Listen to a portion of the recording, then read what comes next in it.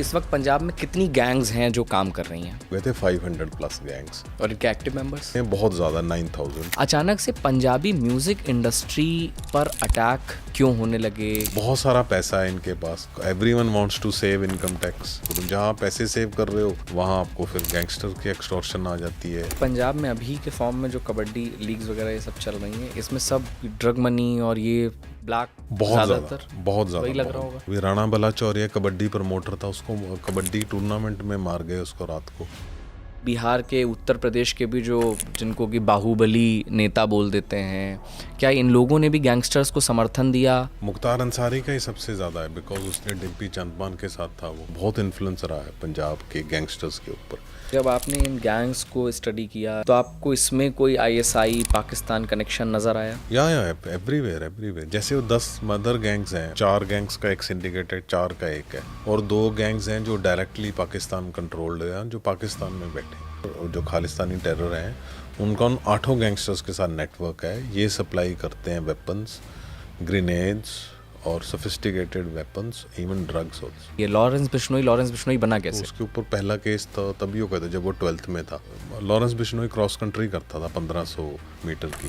जब ये +1 पढ़ रहा था तो क्रॉस कंट्री की प्रैक्टिस करने जाता था पंजाब यूनिवर्सिटी के ग्राउंड में, जहाँ पे उसकी मुलाकात विक्की मिड्डू खेड़ा एंड रॉकी फाजिल्का और बाकी उन लोगों से, गोल्डी बराड़, इन सब से वहाँ पे होते थे। ऑल वर लाइक फिजिकली हमेशा एक्टिव रहते थे। लॉरेंस बिश्नोई तो बहुत सारे लोगों के लिए आइडियल हो। उसका पंजाब में फॉलोइंग नहीं है। पंजाब की जो बिश्नोई बेल्ट है, राजस्थान, हरियाणा, उस तरफ उसकी फॉलोइंग है। लॉरेंस बिश्नोई से तो सबको डर लगता है, आपको नहीं लगता? वो पंजाबी है जो डर जाए।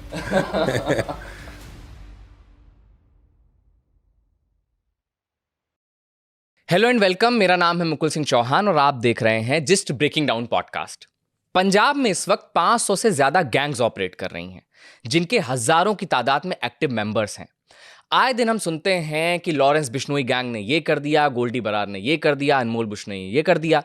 इस तरीके की तमाम सारी घटनाएं हो रही हैं जिसमें गैंग्स लगातार ऑपरेट कर रहे हैं, टारगेटेड किलिंग्स हो रही हैं।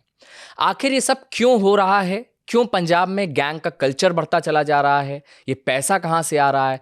इन सबको समझाने के लिए हमारे साथ आज मौजूद हैं हमारे स्टूडियो में जुपिंदर जीत सिंह जी। इन्होंने एक किताब लिखी है, किताब का नाम है gangs of Punjab, guns, greed and girlfriends. Jupinder ji ने ग्राउंड पर जाकर लोगों से बात की है, इन गैंग्स को समझने की कोशिश की है, रिपोर्ट्स को पढ़ा है, रिसर्च किया है और उसके बाद इस किताब को लिखा है। दरअसल इसमें 10 गैंग्स की कहानी है, 10 गैंगस्टर्स की कहानी बताई है। और ये सिर्फ उन गैंगस्टर्स की कहानी नहीं है, ये उस समाज की कहानी है जहां ये गैंग्स पैदा हो रही हैं, उस पॉलिटिक्स की कहानी है जहां पर इनको संरक्षण दिया जा रहा है, और उस कल्चर की कहानी है जहां इन्हें ग्लोरीफाई किया जा रहा है।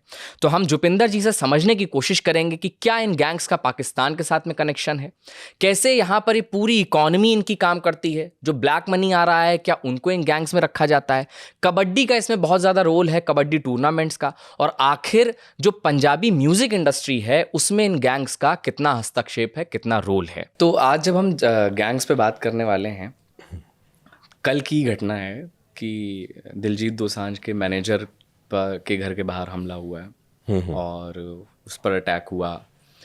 बहुत सारी फिर से न्यूज़ छपी हुई हैं। इधर मैं जब न्यूज़ को ट्रैक कर रहा था तो पर डे पंजाब में 500 रेड्स मारी जा रही हैं, हज़ारों टीम्स बनाई गई हैं और ये सब चीज़ें हो रही हैं, कई गिरफ्तारियां भी हो रही हैं। बट इस वक्त में अगर हम बात करें तो पंजाब में इतना गैंगस्टर कल्चर कैसे हमें देखने को मिल रहा है? सब कुछ हमें पता है, बहुत सारे लोगों के नाम पता हैं, बहुत सारे लोग जेल से ऑपरेट कर रहे हैं। तो अगर मैं सीधा सवाल पूछूं कि इस वक्त पंजाब में कितनी गैंग्स हैं जो काम कर रही हैं?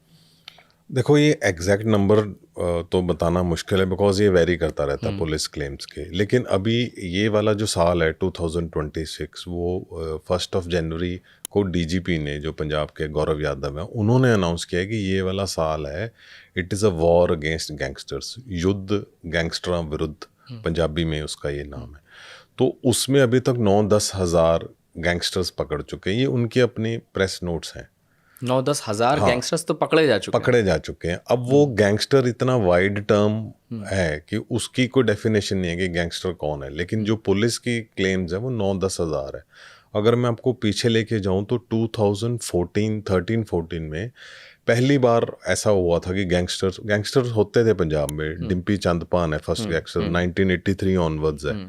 लेकिन जो ऑर्गेनाइज्ड गैंगस्टर्स आए हैं वो 2010 के बाद आए हैं।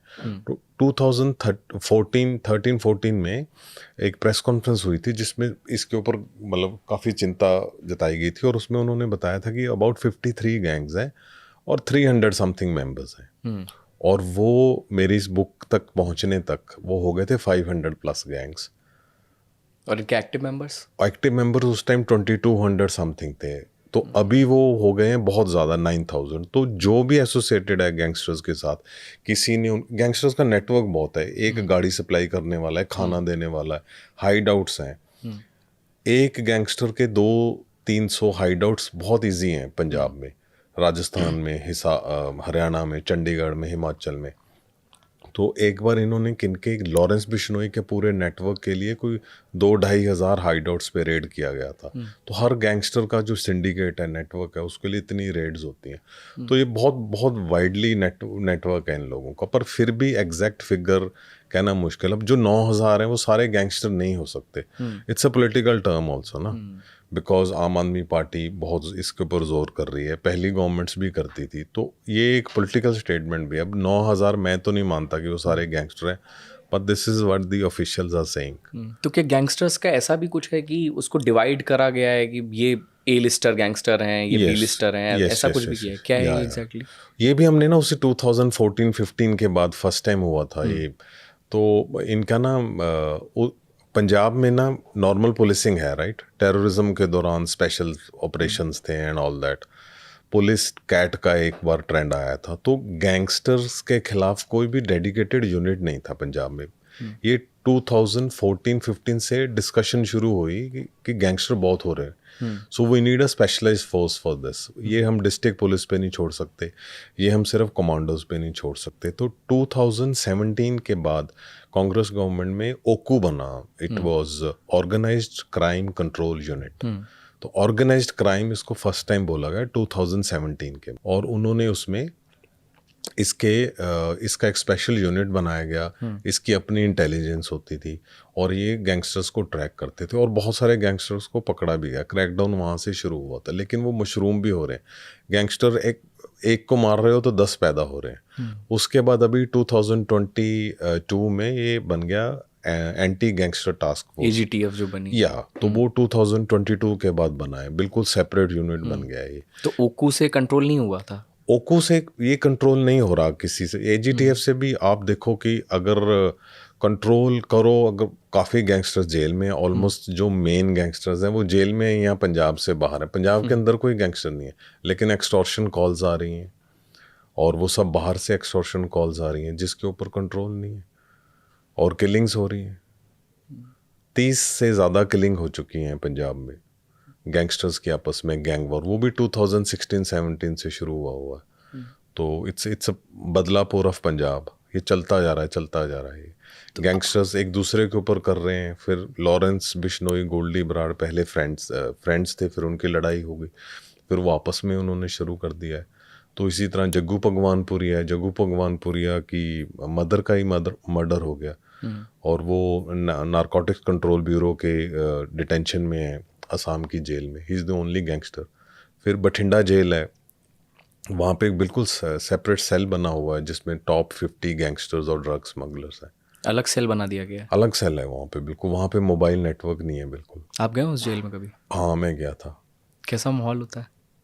मैं एक्चुअली ना हम लोगों ने मैं चेस खेलता हूँ। अच्छा। तो उसमें हम लोग कोशिश कर रहे थे कि प्रिजनर्स को चेस के साथ थोड़ा उनको रिफॉर्म करने की कोशिश की जाए। तो उस टाइम पे मुझे परमिशन मिली थी अबाउट यही 2017-18 में। तो तब मैं कई जेल्स में विजिट किया था। हमने चेस सेट्स डोनेट किए थे उनको, और काफ़ी अच्छे प्लेयर्स भी थे। अब चेस के टूर्नामेंट होते हैं जेल्स में। There is an inter jail chess tournament और स्पोर्ट्स टूर्नामेंट।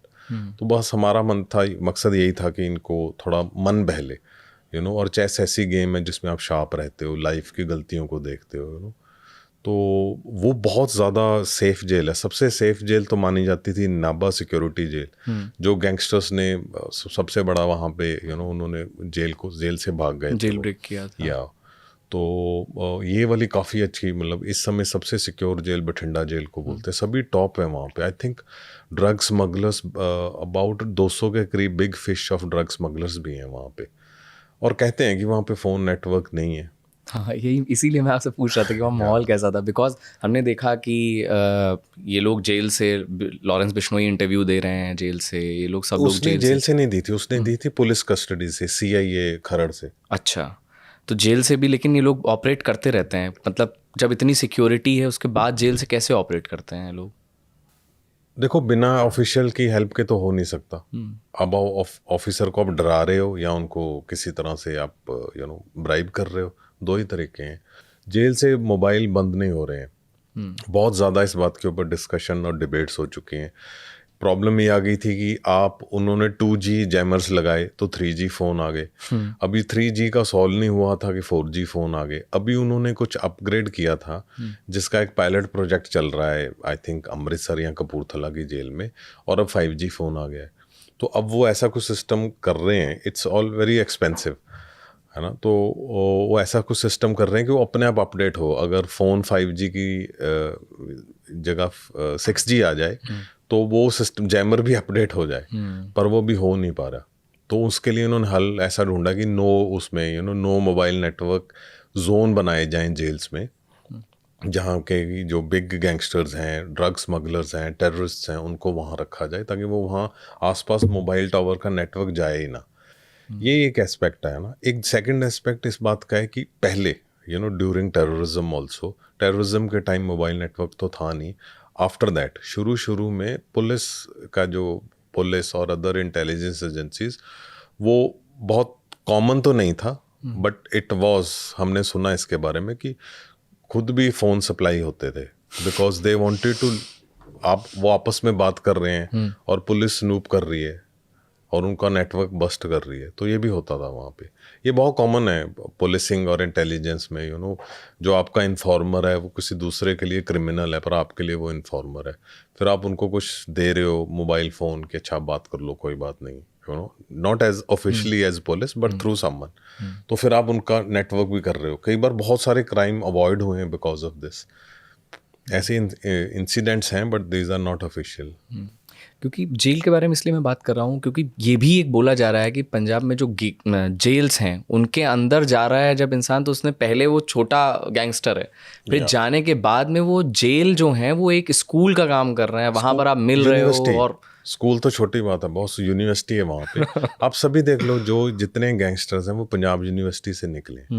और वो अगर पंजाब यूनिवर्सिटी, सब जो मेरे बुक में ये गैंगस्टर्स हैं 10 गैंगस्टर्स की है, और मैक्सिमम अदर्स वो अगर स्टूडेंट पॉलिटिक्स से निकले हैं, स्टूडेंट पॉलिटिक्स की लड़ाई हो गई, लड़ाई के बाद अटेम्प्ट टू मर्डर का केस होता, अगर तो मर्डर हुआ ठीक है, इट्स अ सीरियस क्राइम। लेकिन एक स्टूडेंट लीडर को जब आप जेल भेजते हो तो उसको दूसरे जो हार्डन क्रिमिनल्स हैं, ड्रग स्मगलर्स हैं, आर्म स्मगलर्स हैं, उनके बैरक में आप भेज देते हो उनको। तो स्टूडेंट लीडर के पास इंटेलेक्ट तो है, इंटेलिजेंस भी है, एजुकेशन भी, वो बहुत जल्दी कैच करता है, और उन लोगों को चाहिए ऐसे, तो उनका नेटवर्क बढ़ता है। वो कहते हैं अच्छा तो पकड़ा गया, कोई बात नहीं, हम तुझे सिखाते हैं आगे कैसे ना पकड़ा जाए।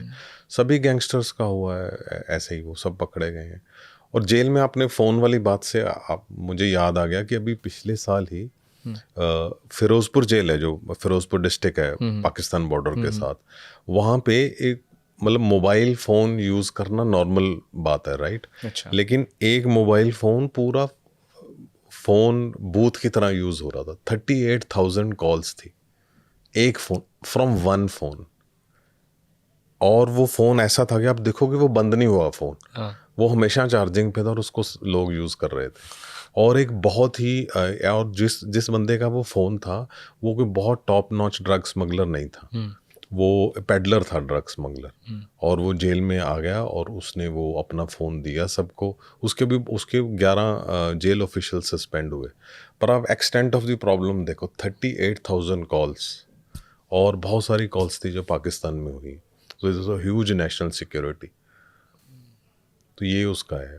Coming back to this thing, jails are total university, सभी के सभी ऐसे गए हैं। जेल के साथ क्या होता है, आप जब जेल में जाते हो तो कोई भी है वो जेल में जाएगा तो डरा हुआ होगा कि मैं जेल में जा रहा हूँ, क्या होने वाला है वहाँ पे। उसके बाद उसको वहाँ पे प्रोटेक्शन मिलती है, उसको मिलती है don't worry we are there for you, कौन सी तेरे ऊपर दफ़ा लगी है, क्या लगी है, एवरीथिंग, आगे से लड़ाई हो तूने नहीं मारना, हमारे बंदे आएंगे, हम संभाल लेंगे सब कुछ। फिल्मों में जो दिखाते हैं वो ऐसे ही नहीं दिखाते, ऐसे लगता है कि ऐसा नहीं होता, पर उससे भी आगे कुछ होता है। फिर वो जेल में देखते हैं कि यार यहाँ तो इनकी बड़ी इनका नाम है, और वो नाम के पीछे भाग रहे होते हैं। और अनफॉर्चुनेटली हमारे यहाँ पे ऐसा कोई सिस्टम नहीं है कि हम एक अगर किसी के ऊपर केस हो गया है तो उसको वापस लेके आया जाए। बहुत बहुत कम लोग हैं, लकी लोग हैं जो वापस मेन स्ट्रीम में आते हैं। तो अदरवाइज ये गुरप्रीत सेखों हैं जो भी वापस मेन स्ट्रीम में आ गए हैं, और लेकिन police is keeping an eye on him. Bail पे हैं? नहीं, वो उनका हो गया, उन्होंने अपनी वो सेंटेंस पूरा कर लिया। ही इज उनका इलेक्शन में बिजी है अभी वो। तो ऐसे ऐसे बहुत कम केस है। फिर जेल के बाद एक पंजाब का और कल्चर है जो डिम्पी चंदपान के शुरू हुआ है कि जेल से जब आप निकलोगे तो आपको एक बहुत बड़ा काफिला लेने आएगा। There will be 300 500 700 cars, convoy होगा पूरा हीरो की तरह। और वो होता है कि बड़ा नाम है, मुझे कितने लोग मिलने आएंगे, तो इसलिए सब ऐसा उसकी रील्स बनेंगी, म्यूजिक लगेगा, वो और नए युवाओं तक जाएगा। ये रील्स वाला तो लास्ट 4-5 ईयर्स में हुआ है, पर डिम्पी चंदपान तो 1980s 90s में था। शेरा खुब्बन था जो 2008-9 में था, उसके साथ हुआ। रॉकी फाजिल का, उन सब के साथ हुआ, तो उनको बड़ा काफिला लेने आया था।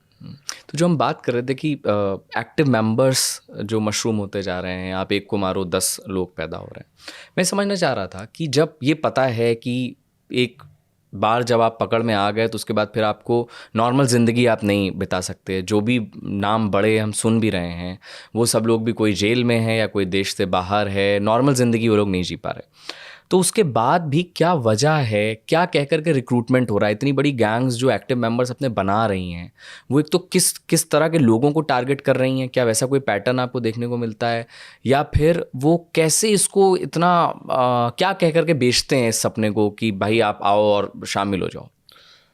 देखो, सबसे टॉप पे है पॉलिटिशियन। जितने भी गैंगस्टर हैं जो इन सब की लाइफ स्टोरीज मैंने की हैं, उसको स्टार्ट किया है पॉलिटिशियन से। पॉलिटिशियन स्टार्ट करते हैं, प्रोवोक करते हैं, यूज़ करते हैं, मिसयूज़ भी करते हैं, बाद में उनको प्रोटेक्ट भी करते हैं, और जब वो डिस्पेंसेबल हो जाएं कि अब ये मेरे लिए वज़न बन गया है, तो देन उसको डिस्पोज ऑफ कर देते हैं। पुलिस को बताओ, इनकाउंटर में मरवाओ या जेल में डालो। ये पैटर्न है, ये पूरा पैटर्न है सबके साथ। I only blame politicians. मैं पुलिस बहुत पॉलिटिशियंस की ही सुनती है। Everyone has his own career and job and all that. तो ये जितने भी केस है सारे पॉलिटिशियन से शुरू हैं। पॉलिटिकल रैली से 2012 की जो पॉलिटिकल रैलीज है वहाँ से गैंगस्टर मेन निकले हैं, और वो सब डिफरेंट पॉलिटिकल पार्टीज़ के हैं। पहले वो स्टूडेंट पॉलिटिक्स में राइवल्स थे, फिर वो पॉलिटिकल पार्टीज़ के राइवल हो गए, और वही राइवलरी उनकी चल रही है, उसी में मर्डर्स हो रहे हैं। जैसे मैंने बताया 500 गैंग्स थे, तो ये जितने भी गैंग्स हैं उनको 10 मदर गैंग्स कंट्रोल करते हैं।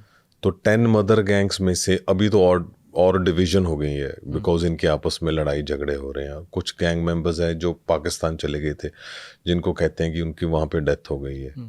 तो ये 10 गैंग्स हैं, उनमें से 2 पाकिस्तान में जो ओपनली टेररिस्ट नेटवर्क में है, और जो बाकी 8 गैंग्स हैं वो डिवाइड हैं 4 गैंग्स में। एक लॉरेंस बिश्नोई का सिंडिकेट है, एक देवेंद्र बम्बिहा का सिंडिकेट है, और इस सिंडिकेट में दिल्ली, हरियाणा, राजस्थान उन सब के हैं। अब तो सुन रहे हैं कि मुंबई के भी कुछ बीच में है, कनाडा के गैंगस्टर्स उनके साथ हैं। और ये जहाँ जहाँ पंजाबी है पॉपुलेशन, वहाँ पे ये सेम नेटवर्क वहाँ का चल रहा है। तो वहीं से पैसा आ रहा है, और वो पैसा आ कैसे रहा है, कहाँ पे पेमेंट हो रही है, ये सबसे बड़ा क्वेश्चन है। ये अभी तक सॉल्व नहीं हुआ। ये कैसे रिक्रूट करते हैं? ये रिक्रूट कर रहे हैं सोशल मीडिया से। तो पंजाब में ना एक हीरो वर्शिप का कल्चर है, बिकॉज शुरू से ही पंजाब एक जो नॉर्थ इंडिया का है, जो वेस्ट एशिया से जितने भी इन्वेडर्स आए हैं वो पंजाब से आए हैं। और ये पंजाब आज का पंजाब नहीं है, पाकिस्तान वाला पंजाब, पूरा दोनों मिलके है ना। तो ये पंजाब तो करनाल तक था, हरियाणा पूरा था, Himachal and all that, right. तो ये जो प्लेन एरिया, जो फर्स्ट इन्वेडर्स आए हैं, अगर आप अल बुरुनी की किताब पढ़ो, अकबर की जो उसने लिखी है, तो उसमें जो फर्स्ट इन्वेजन्स का रास्ता है वो बठिंडा की तरफ से आ रहा है। आप तो बठिंडा गए हो। मैं गया हूँ। तो जो अल बुरुनी की किताब में पंजाब का मैप है, उसमें अमृतसर नहीं है। अच्छा। उसमें अमृतसर तब था ही नहीं, अमृतसर बाद में बना है। सिर्फ 2 डिस्ट्रिक्ट्स थे, जगह थी, एक बठिंडा एक जलंधर, और यही 2 रूट्स थे। लेकिन जलंधर और ये वाला रूट में बहुत रिवर्स पड़ रही थी, तो इसलिए उनको क्रॉस करना बहुत मुश्किल था। तो बठिंडा वाली जो रिवर है, जो साइड है, वो इंदस का जो डेल्टा बनता है पाकिस्तान में, मोहिंजोदाड़ो वाली साइड पे, तो डेल्टा को क्रॉस करना इजी है, इसलिए बहुत सारे इन्वेडर्स वहाँ से आए हैं। तो तब से वो पंजाब में आ रहे हैं, पंजाब में लड़ाइयाँ हो रही है, इन्वेडर्स। पंजाब में ऐसा कोई भी पीरियड नहीं है, 20-25 साल का पीरियड है जो बहुत शांति से, मुश्किल से शांति से निकलता है। तो वहाँ के डीएनए में ये है कि कभी भी कुछ हो सकता है, और उसी डीएनए में ये है कि जो दिल्ली में बैठा है उसने, अब सिखों और मुगल्स की जो लड़ाई थी, तो सिख गुरु को यहाँ पे उनकी शहीदी हुई, उनको टॉर्चर किया गया, बंदा सिंह बहादुर को टॉर्चर किया गया, बच्चों को मारा गया, उनको शहीद किया गया सरहंद में, देवर ब्रिक्ड अलाइव, दीवार में चिनवाए गए। तो एक कल्चर बना हुआ है कि जो दिल्ली में है वो हमारा दुश्मन है। वही आप देखोगे वो पैटर्न इंडिपेंडेंस के बाद चल रहा है। बहुत सारे प्रोग्राम्स भी हुए हैं, काफ़ी कुछ हुआ है। थोड़ा मैं डाइग्रेस कर गया तो, लेकिन वो वहाँ पे ये कल्चर है हीरो वर्शिप का।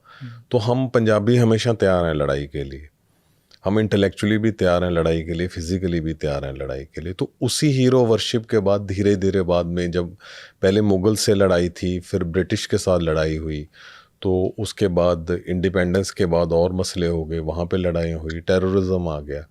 तो वहाँ पे पंजाबियों को लगता है कि जो भी आवाज़ उठाएगा ना वो हीरो है। तो बस उसी हीरो वर्शिप में काफ़ी गैंगस्टर्स भी, अब ये गैंगस्टर्स जितने भी शुरू हुए हैं, इनमें बहुत कम हैं जो एक्चुअल क्रिमिनल माइंड के हैं, और अदरवाइज वो गैंगस्टर्स ऐसे हैं जिनकी लाइफ में ऐसा कोई पॉइंट आ गया जिस पे कि उनसे क्राइम हो गया और फिर वो वापस नहीं जा पाए, because they went to jail, जहाँ पे वही यूनिवर्सिटी ऑफ क्राइम, और फिर उनको लगा कि मैं तो बहुत बड़ी चीज़ हूँ, मेरे तो 500 गाड़ियाँ आ रही हैं मुझे लेने, ये मिसप्लेस्ड प्रायोरिटी होगी। जो हाइपर मैस्कुलिनिटी है पंजाबियों की, वो मिसप्लेस हो गई, दूसरी तरफ चली गई। तो बहुत सारे पॉलिटिकल रीजंस भी हैं, दूसरे रीजंस भी हैं। जब तो इसी तो इसी हीरो वर्शिप में क्या होता है, कॉलेज में लड़का गया, उसकी छोटी मोटी लड़ाई हो गई, राइट, उसकी छोटी मोटी लड़ाई हो गई या कोई छोटा सा इशू हो गया, तो किसी ने उसको डरा धमका दिया, तो वो सोशल मीडिया पे गैंगस्टर्स की प्रोफाइल देखता है। यूथ में बहुत उनको होता है, youth are by nature rebels, तो वो इन सबको फॉलो करते हैं, देखते हैं कि ओके उसने AK-47 रखी हुई है एंड ऑल दैट, तो उनको बाई जी करके दे वांट कि मेरी प्रोटेक्शन हो या समथिंग, या ऐसे ही कि मुझ दा सवाल है, मेरा दबदबा होना चाहिए, मैं भी कुछ हूँ। ये जो मैं भी कुछ हूँ वाली साइकी है ना, वो सबसे ज़्यादा खतरनाक साइकी होती है। इसी से यूथ पकड़े जाते हैं कि मैं कुछ हूँ और मैंने दबदबा करना है। अभी ना एक गैंगस्टर था, वो मैक्सिको में था शायद, तो उसने एक 302 क्लब बनाया। 302 IPC की मर्डर वाली है, राइट, तो दफा 302, तो दफा नहीं था, उसने 302 क्लब बनाया और वो उसमें 1200 मेंबर थे, और उनकी एवरेज एज थी 16 to 19, कुछ 14 साल के भी थे, और वो सारा दिन सिर्फ वहाँ पे वायलेंस और वेपन की बात हो रही है। और पुलिस ने वो बस्ट किया, वो सारी चैट पकड़ी। कहाँ पर, मतलब ये गुरदासपुर में था। नहीं, किस ऐप पे बनाया था ये? इंस्टाग्राम पे ये क्लब था। ये मतलब इसके ऊपर काफ़ी डिटेल न्यूज़ भी हैं। तो उन्होंने, और पुलिस ने उन 1200 में से किसी के ऊपर केस नहीं रजिस्टर किया। बहुत ह्यूमनाइज वे से पंजाब पुलिस ने उसको ट्रीट किया, और इसलिए ये बहुत सेंसेशनल, बहुत बड़ी न्यूज़ आई भी नहीं नेशनल मीडिया में, पता नहीं चला। तो उन्होंने उन सबको अप्रोच किया, जो 1200 के 1200 सबको, जो उनको लगा कि ये डेंजरस हो सकते हैं। तो वहाँ पे उनको बोला जा रहा है कि ये एक मैसेज देना आपने, वो यहाँ से वहाँ मैसेज देना है किसी को। एक कोई आएगा आपको, उसको ये पैकेट दे देना है, वो आपको पैकेट दे के जाएगा, ये पैकेट यहाँ से यहाँ पहुँचाना है, 5000 रुपये मिल जाएंगे, 2000 मिल जाएंगे, 6000 मिल जाएंगे। अभी बहुत चलता है कि खालिस्तान की ग्रेफिटी है, तो खालिस्तान ग्रेफिटी के पैसे हो जाते हैं कि आपको वहाँ पे जाके उस स्प्रे कर दो तो आपको इतने पैसे मिलेंगे। बहुत सारे लोगों को पैसे मिलते भी नहीं है, और बहुत बहुत माइनर ये है। फिर बीच में ड्रग एडिक्ट्स आ गए, वो भी एक अलग है। तो जिसको पहले ड्रग्स दो, फिर उसको आदत डालो, अगर वो ड्रग की उसको कमी है, फिर तो माँ बाप को भी मारने को तैयार हो जाता है जिसको ड्रग्स चाहिए। तो बहुत ज़्यादा कॉकटेल बनी हुई है। सॉरी आपका क्वेश्चन था बीच तो में। मैं तो खुद ग्राउंड पर होकर के आया जब, तो मैंने देखा वहाँ पर कि किस तरीके से ये सारा एक जो कॉकटेल जो आप बोल रहे हैं ना, कि सब एक तरफ ये भी है, ड्रग का इशू भी बड़ा बन रहा है, उसके लिए भी पैसे चाहिए हैं, फिर इस तरीके के जो गैंग्स काम कर रही हैं वो इस तरीके के वल्नरेबल लोगों को पकड़ रही हैं, अपने हिसाब से इस्तेमाल कर रही हैं, या तो ये सब तो वहाँ लगातार हो ही रहा है। पैसे की कमी नहीं है पंजाब में, कोई भी गैंगस्टर पैसे के लिए नहीं गैंगस्टर बना। सब गैंगस्टर्स की कम से कम 35-40 एकर्स ऑफ लैंड है। आपने इसमें जितने 10 लोगों की बात की है, या उन सब की कहानी में कहीं पर ये नहीं नजर आता कि गरीब पैसे के लिए थे, करते हैं। मजबूरी थी उस हिसाब से। जो उनके आगे हैं, जो उनके पॉइंट मैन हैं, जो या शूटर्स हैं, वो पैसे के लिए कर सकते हैं, नाम के लिए भी करते हैं, पैसे के लिए भी करते हैं। पंजाब में बहुत ड्रग मनी घूम रही है। अभी मैंने एक स्टडी की थी जो पब्लिश भी हुई थी हमारे न्यूज़पेपर में, द ट्रिब्यून में। तो पंजाब में ना ऑफिशियली 2023 का फिगर है कि 10 लाख के करीब चिट्टा लेने वाले हैं। चिट्टा इज हेरोइन, उसको पंजाब में बिकॉज इट्स वाइट बॉर्डर चिट्टा बोलते हैं उसको। तो मतलब 10 लाख हैं, तो मान लेते हैं चलो 7-7.5 लाख, तो अब एज पर ऑफिशियल फिगर्स है ये। और अभी पिछले साल सबसे ज़्यादा हेरोइन रिकवरी हुई है, अबाउट 1600 kg। तो आप देखो कि अगर 7.5 लाख लोग हैं, एडिक्ट्स 2022-23 में थे, तो 1600-1650 किलो उनकी मैक्सिमम, अगर वो बहुत कंजूसी से कर रहे हैं, मैक्सिमम 25 या 1 महीने की डोज है। इसका मतलब बाकी 11 महीने उनको डोज मिल रही है। हमने तो सिर्फ 1 महीने की रिकवर की ना वो, और वो ये हाईएस्ट रिकवरी है। मतलब पूरा जोर लगा हुआ है पुलिस का, और बहुत ड्रग्स आ रहे हैं। पाकिस्तान को तो टर्की ने ड्रोन दे दिए हैं, उनका तो डेली ड्रोन कितनी शॉर्टेज होती है, अब कितनों को गिराओगे ना आप। बहुत सोफिस्टिकेटेड ड्रोन्स हैं जिनकी आवाज़ ही नहीं आ रही। मतलब लगातार बॉर्डर से आता रहता है। Yes yes, it is a flood. पिछले साल 350 स्मॉल वेपन्स आए फर्स्ट टाइम, और फर्स्ट टाइम हुआ है कि AK-47 भी आई है अक्रॉस द बॉर्डर। ड्रोन से गिरा देता है। ये उसका ये नहीं पता चला कि वो कहाँ से आई है, कि वो ड्रोन से गिरा। ड्रोन से भी गिराए जा सकते हैं, हालांकि ड्रोन बड़ा चाहिए उसके लिए। 1-1.5 किलो ही उसका वो होता है। तो एक सॉटी में वो ड्रग्स भी भेजते हैं, वेपन भी भेज देते हैं। आधा किलो हेरोइन भेज दी, वेपन भेज दिया, थोड़ी सी फेक करेंसी भी आ जाती है बीच में। तो आप देखो कि अगर पूरे ड्रग्स रुक जाएं तो वो 7.5 लाख लोग, 10 लाख लोग तो हॉस्पिटलाइज होंगे। अदरवाइज तो है ना, सर्वाइव नहीं होंगे, आपको सड़कों पे मरे मिलेंगे। दैट मीन्स उनको ड्रग डोज मिल रही है। और वो जो ड्रग डोज 11 महीने उनको मिल रही है, तो वो ड्रग का पैसा फिर कहाँ जा रहा है? वो सब सर्कुलेट हो रहा है। इसीलिए पंजाब में पैसे की कमी नहीं है, वो ड्रग मनी है सर्कुलेट हो रहा है। उसको कौन, सिक्योरिटी एजेंसीज के कुछ लोग मिले होते हैं। ये बहुत बड़ा इशू है वहाँ पे, काफ़ी लोगों को पकड़ा गया है, लेकिन 2-3 जो मेन लोग हैं वो भागे हुए, वो पकड़े नहीं जा रहे वहाँ से। फिर पॉलिटिशियंस की भी इन्वॉल्वमेंट होती है। सो ये पूरा सर्कुलेट हो रहा है। आप देख लो, पंजाब में आओ, आपको बिल्कुल पंजाब में ऐसा कुछ नहीं है कि पंजाब में गरीबी हो। नहीं।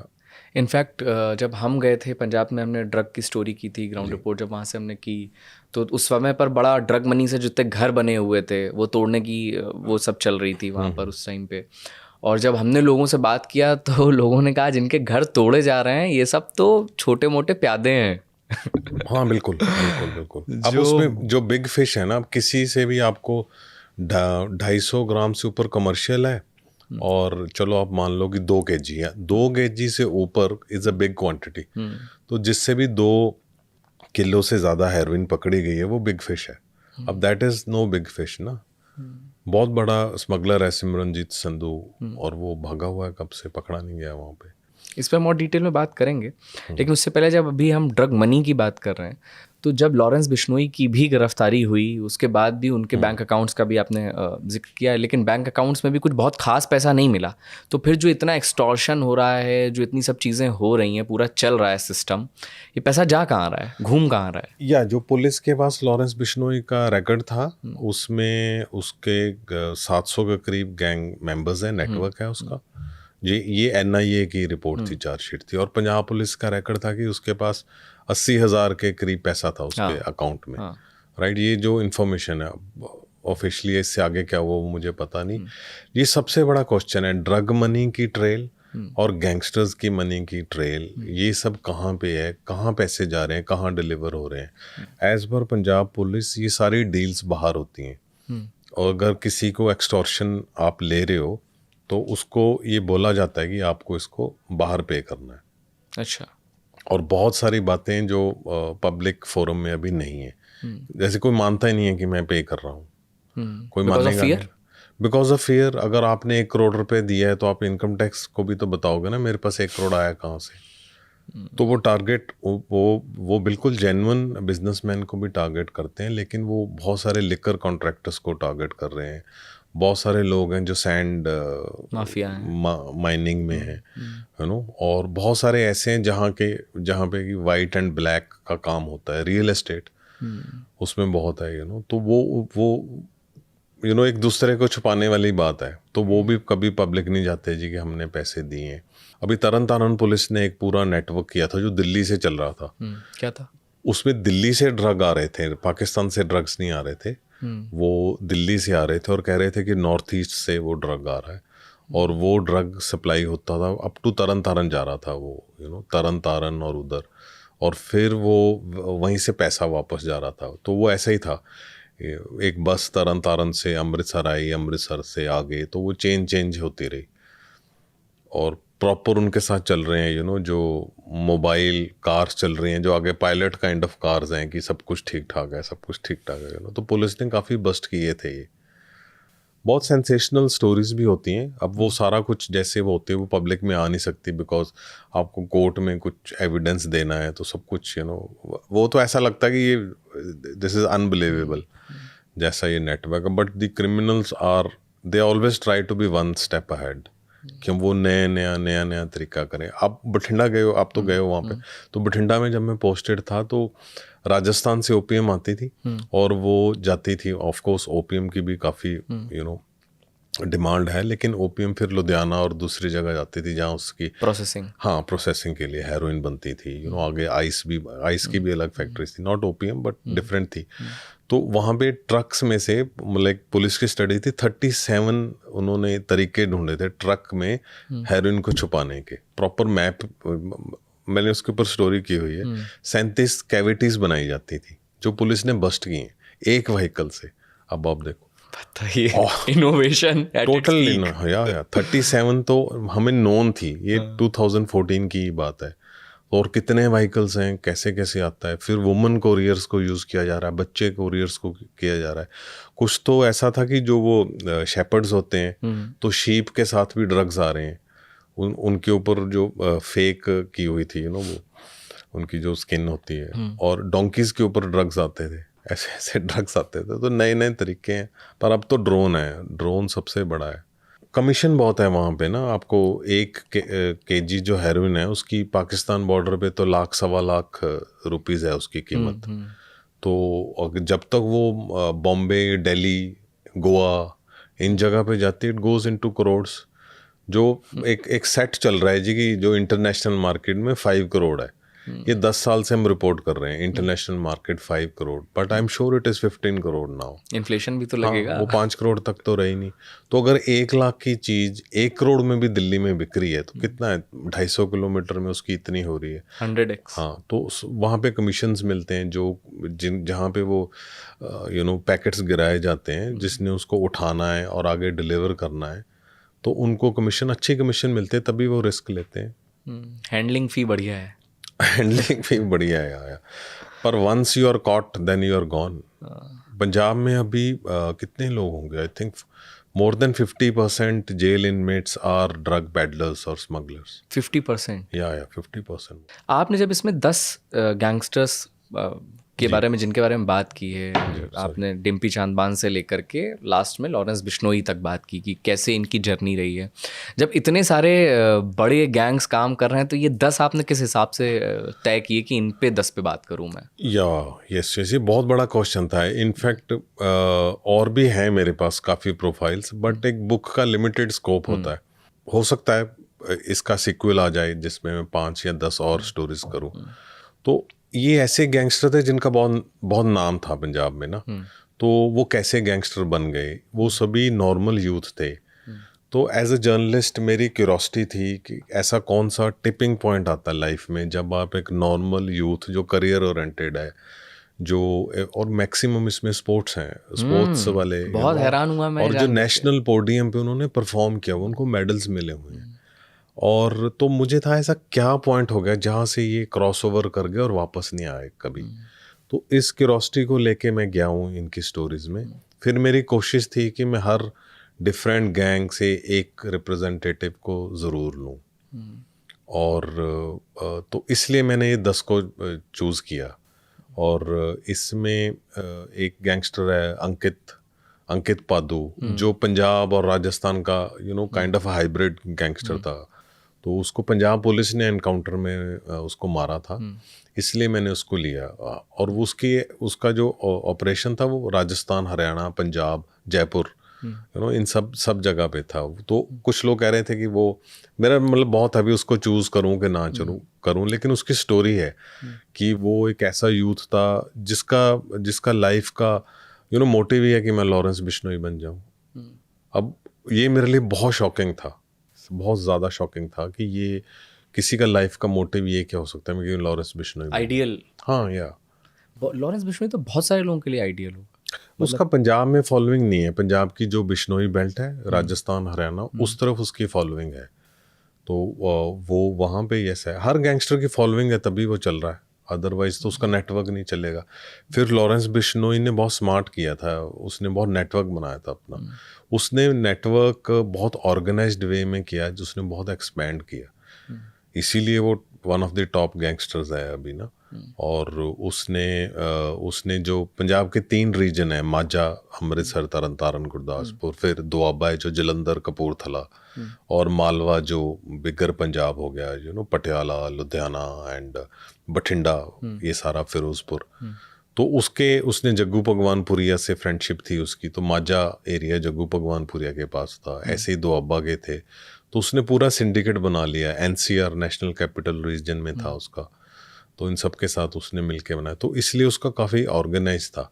फिर मेरा एक बहुत ज़्यादा इम्पॉर्टेंट था कि पंजाब में वर्ल्ड ओवर जहाँ जहाँ पंजाबीज़ हैं, इंडियंस हैं, ये चल रहा है कि आप गैंगस्टर के बारे में गाने बन रहे हैं, वायलेंस के गाने बन रहे हैं। तो एज अ जर्नलिस्ट अगर मैं भी उनके बारे में स्टोरीज लिख रहा हूँ तो मैं किस एस्पेक्ट से लिखूँगा?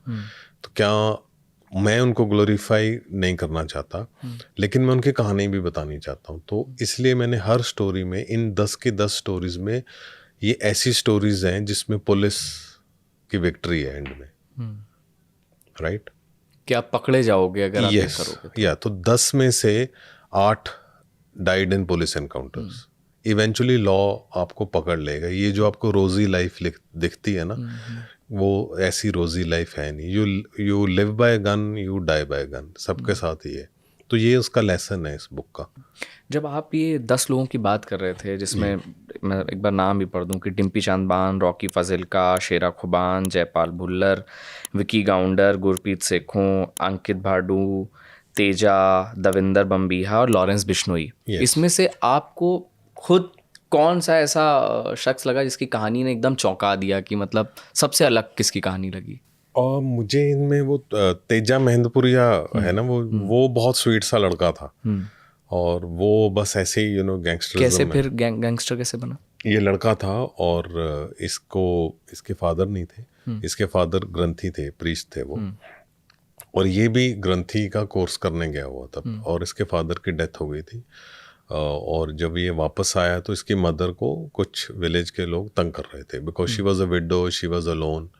तो वो जब भी कहीं उनके in they had about 3-4 acres of land. तो जब भी वो उसने घर से बाहर जाना तो एक विलेजर था जो उसको तंग करता था। तो इसने माँ ने भी उसके साथ समझाया और कुछ विलेजर्स ने भी समझाया, पर वो समझा नहीं। तो इसने उसको एक दिन वार्न किया और वो नहीं माना। तो नेक्स्ट डे उसने जो परना बांधा होता है, छोटी पगड़ी, उससे उसका गला घोट के उसको मार दिया। और he was a teenager, I think 18 का भी नहीं था तभी। बस फिर जेल गया और वो वहाँ से वापस नहीं आया। यूनिवर्सिटी पहुँच गया। हाँ, जेल के यस बिल्कुल, वहाँ पे पहुँच गया। फिर वो मिलिटेंट्स जो खालिस्तानी थे उनके साथ अटैच हो गया। और फिर बाहर आया, बेल पे बाहर आया, तो बहुत तब पूरा ये वो नहीं हुआ था, रेडिकलाइज नहीं हुआ था। तो ये इसको शौक था बड़े बड़े ब्रांड्स के कपड़े पहनने का, शूज़ पहनने का एंड ऑल। तो बहुत वो कलरफुल सी लाइफ जी रहा है। और then he had girlfriends also. तो ज्वेलर्स को लूटता था, गर्लफ्रेंड्स को गिफ्ट दे देता था।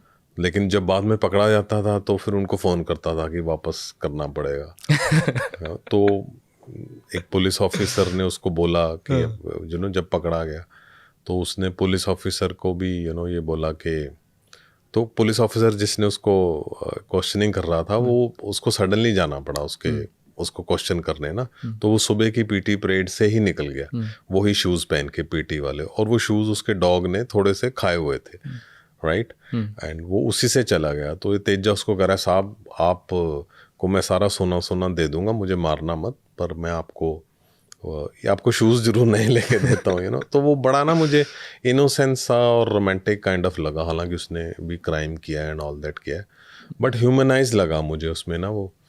तो शेरा खुब्बन का भी ऐसा ही था। शेरा खुब्बन की भी उसके फादर कहते हैं कि मैंने उसको कभी पानी का गिलास नहीं पिलाया, मैंने उसको जूस और दूध ही दिया है।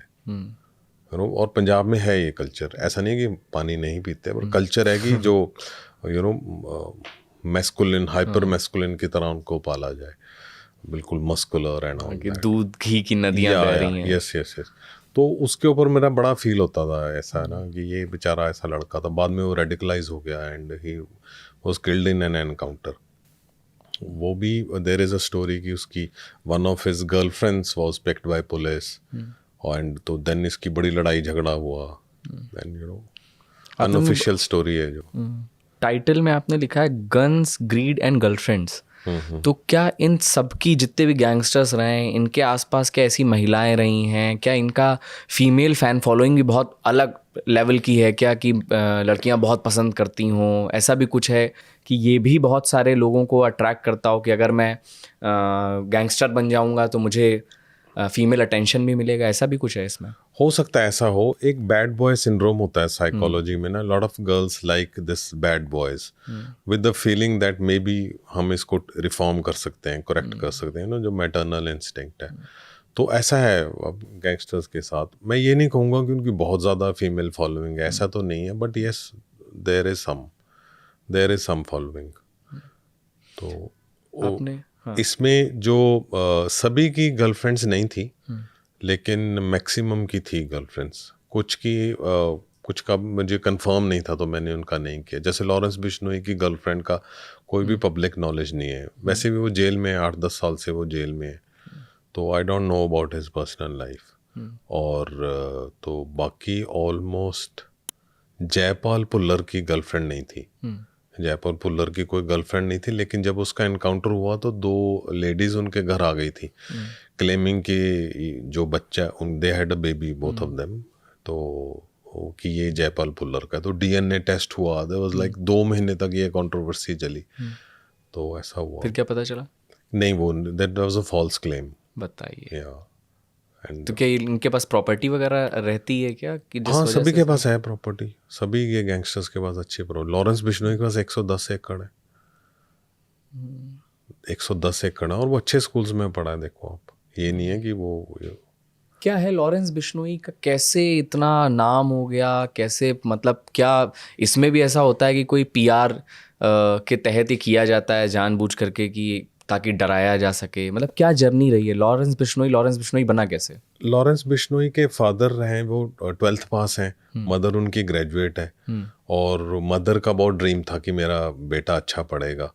तो इसकी 6 आंट्स हैं, इसके फादर की 6 सिस्टर्स हैं।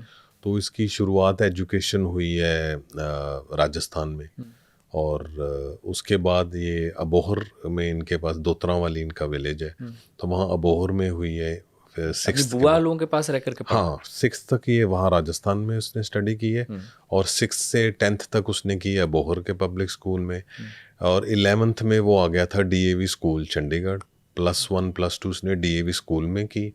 फिर बीए फर्स्ट ईयर में वो डीएवी कॉलेज में गया। सेकंड ईयर के बाद उसकी पढ़ाई बंद हो गई, जब उसके ऊपर बहुत ज़्यादा केस हो गए थे। तो उसके ऊपर पहला केस था तभी हो गया था जब वो 12th में था, जब वो विक्की मिड्डू खेड़ा की स्टूडेंट इलेक्शंस की थी पंजाब यूनिवर्सिटी की, तो उसमें ही वाज हेल्पिंग हिम।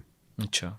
तो पंजाब का ना एक एरिया है 50 किलोमीटर्स का ऑलमोस्ट, एक रेडियस है जिसमें से आपको मैक्सिमम गैंगस्टर्स 90% ऑफ गैंगस्टर्स हैं जो पंजाब के उस 50 किलोमीटर रेडियस से हैं। क्या है ये एरिया जहाँ सब ये अब बठिंडा, फिरोजपुर, फरीदकोट, अबोहर, फाजिलका, यही वाला एरिया। ये वही एरिया जहाँ से शुभमन गिल भी है, देखो। तो ऐसा नहीं है कि पंजाब सिर्फ गैंगस्टर्स कर रहा है। Shubman Gill Indian test cricket captain है, हरमनप्रीत कौर वो भी उसी रेडियस में, थोड़ा सा रेडियस से बाहर है, मोगा से है, सेंट्रल पंजाब। और हरमनप्रीत सिंह जो हॉकी कैप्टन है वो माझा से है। तो तीनों रीजन से 3 बड़े कैप्टन्स भी, मतलब लीडरशिप है, नेचुरल है वहाँ पे। आपको पंजाबीज में लीडरशिप नेचुरल मिलेगी। तो ये वो उस रेडियस से ही सभी लोग आए हैं वहाँ पे। तो ऐसा मतलब डिफरेंट है, ऐसा माना जा रहा है कि ये सब इनके पास पैसा होता था, इनकी फॉलोइंग है। तो जब ये वहाँ से चंडीगढ़ आए या स्पोर्ट्स में इन्होंने एक्सेल किया, स्पोर्ट्स कॉलेज में गए, स्पोर्ट्स स्कूल में गए, तो मे बी शायद इनिशियली कुछ एडजस्टमेंट इश्यूज आए हों, तो उनको अपना दिखाने को कि मैं मैं लॉरेंस हूँ, तो उसने लॉरेंस ने अपनी फॉलोइंग बढ़ाई। ही हैड अ कार, +1 में he had a car, jeep थी उसके पास, बोलेरो जीप्स थी उसके पास, रईस बच्चा था। या तो ही हैड अ मोटरसाइकिल। ये जो उनकी फैमिली और पुलिस प्रोफाइल में 8वीं क्लास के बाद उसके बाद मोटरसाइकिल था, एक्सपेंसिव शूज़ पहनता था वो। तो he had a rich lifestyle. तो ऐसे लोगों को फॉलोअर्स मिल जाते हैं, यूनिवर्सिटी में बहुत फॉलोअर्स मिल जाते हैं हमेशा। तो बस ऐसे ही उसके वो स्टूडेंट इलेक्शन में हुआ, थोड़ा एग्रेसिव वो शुरू से था। तो वो एक रैली में लड़ाई हुई, लड़ाई में कुछ गोलियां चली, एक कार को भी आग लगाई गई। तो वहाँ से Lawrence Bishnoi went to jail. और फिर वो जेल में जयपाल पुल्लर था, रॉकी फाजिल्का था, शेरा खुब्बन था, ये तीनों टॉप गैंगस्टर थे। Rocky Fazilka was the biggest one. और 1-2 आर्म्स डीलर थे जो आर्म्स मंगवाते थे पाकिस्तान से और सप्लाई कर रहे थे। सो उससे वहाँ से उसका नेटवर्क। आप शेरा खुब्बन की बात बता रहे हैं तो मुझे वो आपने इसमें जो किस्सा लॉरेंस बिश्नोई का जो शुरू किया है कि जब शेरा खुब्बन को जेल कोर्ट लाया गया था शायद, और कोर्ट में उनके फादर खड़े हुए थे, या वो यस बिल्कुल। वो बताइए। वो आपको ये पंजाब में मिलेगा। आप जाओगे ना, तो जब गैंगस्टर्स हैं वो उनको कोर्ट में लेके जाते हैं तो करिंदे से होते हैं, ये 10-12 लड़के हैं जो कोई कुछ दे रहा है उसको, कोई शर्ट दे रहा है, कोई just to be in his good books, या तो ऑलरेडी चेले हैं या बनना चाहते हैं चेले। मैंने अपनी आंखों से देखा है, बोले वो 14-15 में बड़ी मैडनेस है, जैसे कोई फिल्म स्टार आया हो, वो ऐसे उसके पीछे जाते। पुलिस से भी बचते हैं साथ में, ऐसा नहीं है कि बिल्कुल ओपनली मिल लें, थोड़ा थोड़ा छुप छुप के। It's a very interesting game. किसी दिन I wish I had a camera and I could do all that. It needs an expert. I am a print journalist. तो वो और थोड़ा बहुत कुछ पुलिस वाले भी there are lot of videos ना, लॉरेंस बिश्नोई हंस के आ रहा है, पुलिस वाले भी उसके बाद हंस रहे हैं, बहुत क्रिटिसिज्म हुआ था उनका। तो वो वही सीन है वहाँ पे कि ठीक है यार, तुमने मिलना है मिल लो। तो ऐसे ही Shera Khubban was a hero. Panchkula bank robbery की थी उसने, और वो पंचकुला के किसी कोर्ट में आता था, उसकी पेशी होती थी। तो वहाँ पे उसको जो लड़के काफ़ी मिलने आते थे उनमें एक लॉरेंस भी था। तो जो उसके फादर थे जरनैल सिंह शेरा खुब्बन के, वो उनका कोशिश एंड तक यही रही कि मेरा बच्चा वापस आ जाए, मेरा बेटा, एक ही बेटा उनका और बेटी है उनकी 2, कि मेरा बेटा वापस आ जाए। तो वो जाते थे हर पैरवाई पे और वो इन लड़कों को देखते थे। और ये उन्हीं की बताई हुई कहानी है कि जितने भी लड़के आते थे उनमें एक लॉरेंस था, जो एक लड़का था जो गोरा चिट्टा और थोड़ा डिफरेंट था, और वो पिस्ते दे रहा था शेरा खुब्बन को। पिस्ता लेकर के जाता था लॉरेंस। पिस्ता वो जो ड्राई फ्रूट्स वाला पिस्ता, और वो हो सकता है बादाम हो और समथिंग हो, जो उनका क्लेम है, राइट। तो वो कहते वो देता था, तो कहते मुझे बहुत, और मैंने फर्स्ट टाइम देखा था उसको, तो मुझे बहुत क्यूरियोसिटी हुई कि ये लड़का तो मुझे किसी अच्छे घर से लग रहा है, पढ़ा लिखा लड़का लग रहा है। तो उन्होंने उससे पूछा कि बाद में जब शेरा खुब्बन को पुलिस वापस ले गई तो पूछा कि तुम कौन हो? वो कह रहा है मैं लॉरेंस हूँ जी, मैं आपके गांव के पास के हूँ। तो वो पास में खुब्बन विलेज है दुतरा वाली, तो उसी 50 किलोमीटर रेडियस में ही है, राइट। तो फिर उसने बताया कि मैं लॉ कर रहा हूँ यहाँ पे। अच्छा, तब ये कॉलेज में थे? हाँ, ही वॉज इन कॉलेज उस टाइम पे। तो वो कह रहा है कि मैं क्रॉस कंट्री करता हूँ। लॉरेंस बिश्नोई क्रॉस कंट्री करता था 1500 मीटर की। तो वहीं पे जब ये +1 पढ़ रहा था तो क्रॉस कंट्री की प्रैक्टिस करने जाता था पंजाब यूनिवर्सिटी के ग्राउंड में, जहाँ पे उसकी मुलाकात विक्की मिड्डू खेड़ा एंड रॉकी फाजिल्का और बाकी उन लोगों से, गोल्डी बराड़, इन सब से वहाँ पे होते थे। ऑल वर लाइक फिजिकली हमेशा एक्टिव रहते थे। तो फिर इन्होंने, जर्नैल सिंह ने मुझे बताया कि यार मेरी कोशिश होती थी कि जो लड़के मिलने आए हैं मैं उनको समझाऊं कि इस रास्ते पे नहीं जाना, मेरे बेटे को फॉलो नहीं करना। तो मैंने बहुत लोगों के, मैं घर चला जाता था जिनका, जो मेरे साथ बात कर रहे थे, कई तो भाग जाते थे, हाँ जी अंकल, हाँ जी अंकल। तो लॉरेंस ने उनसे काफ़ी देर बात की और तो इनका, उन्होंने घर वगैरह पूछा, उनके घर गए कि आप अपने बेटे को समझाओ एंड ऑल दैट। मतलब लॉरेंस की फैमिली से मिले जा करके? हाँ, जो उन्होंने मुझे अपना बताया कि उनकी फैमिली से मिले, बट ही सेड कि उनकी फैमिली में उनके मदर थे, वो she was crying, not profusely crying, because I think Lawrence काफ़ी आगे निकल चुका था, उसके ऊपर केसेस वगैरह भी चल रहे थे उस टाइम, और उसके फादर भी चुपचाप थे। तो उन्होंने बोला कि हम करते हैं कोशिश एंड ऑल, बस ये तो, इसलिए मुझे ये बहुत हार्ट रेंडिंग बात लगी that someone made an effort. तो वो जो जर्नैल सिंह है ना, वो एक विलेजर है, राइट, और वो, पर ही टॉक्ड अबाउट इंटरवेंशन। देखो कि मैंने इंटरवेंशन करने की कोशिश की, यू नो, बड़ी बात या तो ये हमारे पुलिस, जुडिशरी, लॉयर्स, जर्नलिस्ट, हम सबको भी सोचना चाहिए ना कि इंटरवेंशन कब हो। तो मेरा अटेम्प्ट है कि मेरी बुक एक इंटरवेंशन है। अगर आप गैंगस्टर शेरा खुब्बन, विक्की भुल्लर, इन सब की लाइफ को, विक्की गाउंडर, लॉरेंस, इन सब को समझोगे तभी आप अगले को रोकोगे ना।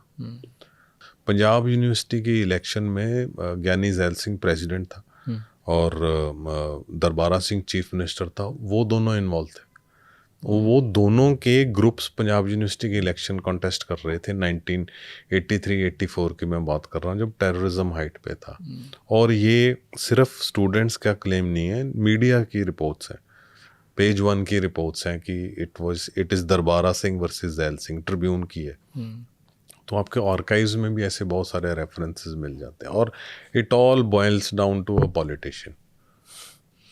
और आप कभी नहीं मिले लॉरेंस की फैमिली से?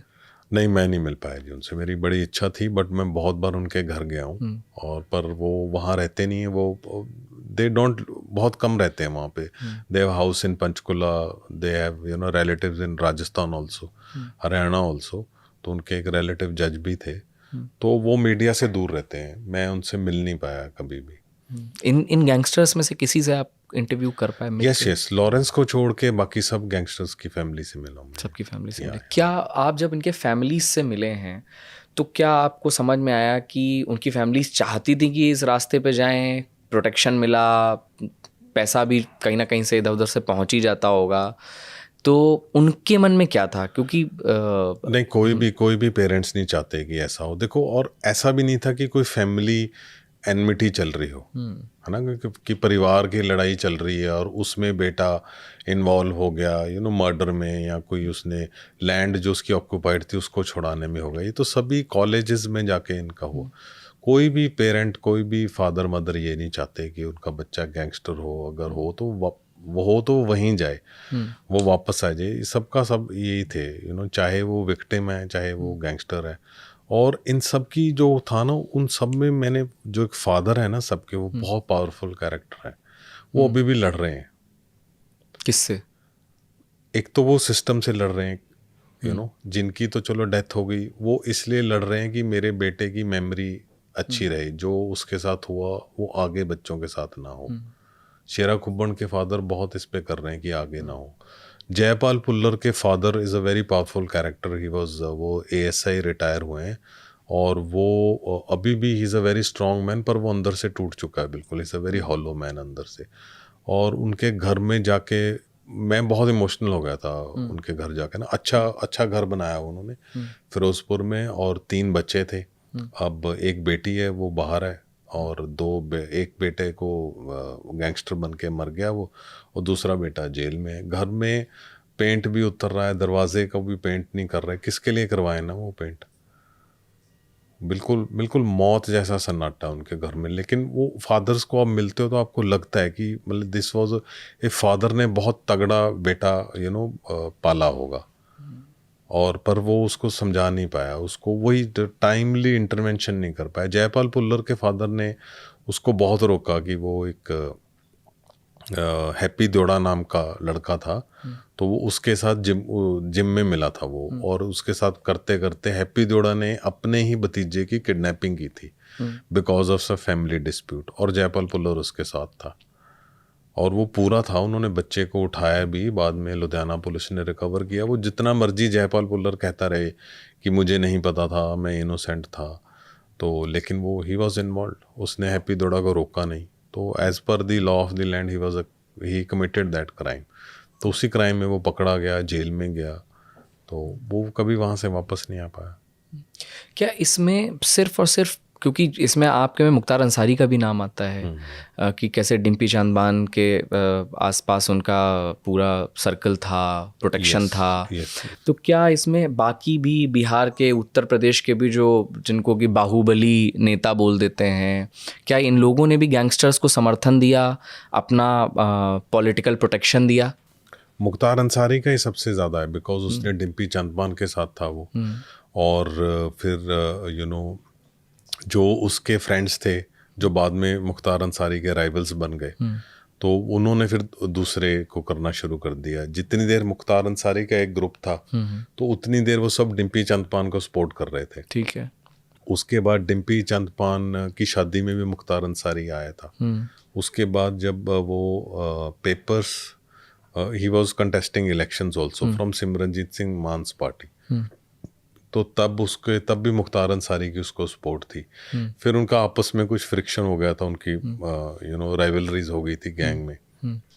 तो फिर जो उसके मुख्तार अंसारी के राइवल्स थे, उन्होंने रॉकी फाजिल्का को सपोर्ट करनी शुरू कर दी थी। तो रॉकी फाजिल्का के ऊपर बाद में केस चला कि उसी ने डिम्पी चांदबान को मारा था, और हालांकि वो कन्विक्ट नहीं हुआ था, एक्विट हुआ था, कोर्ट ने नहीं माना था एविडेंस।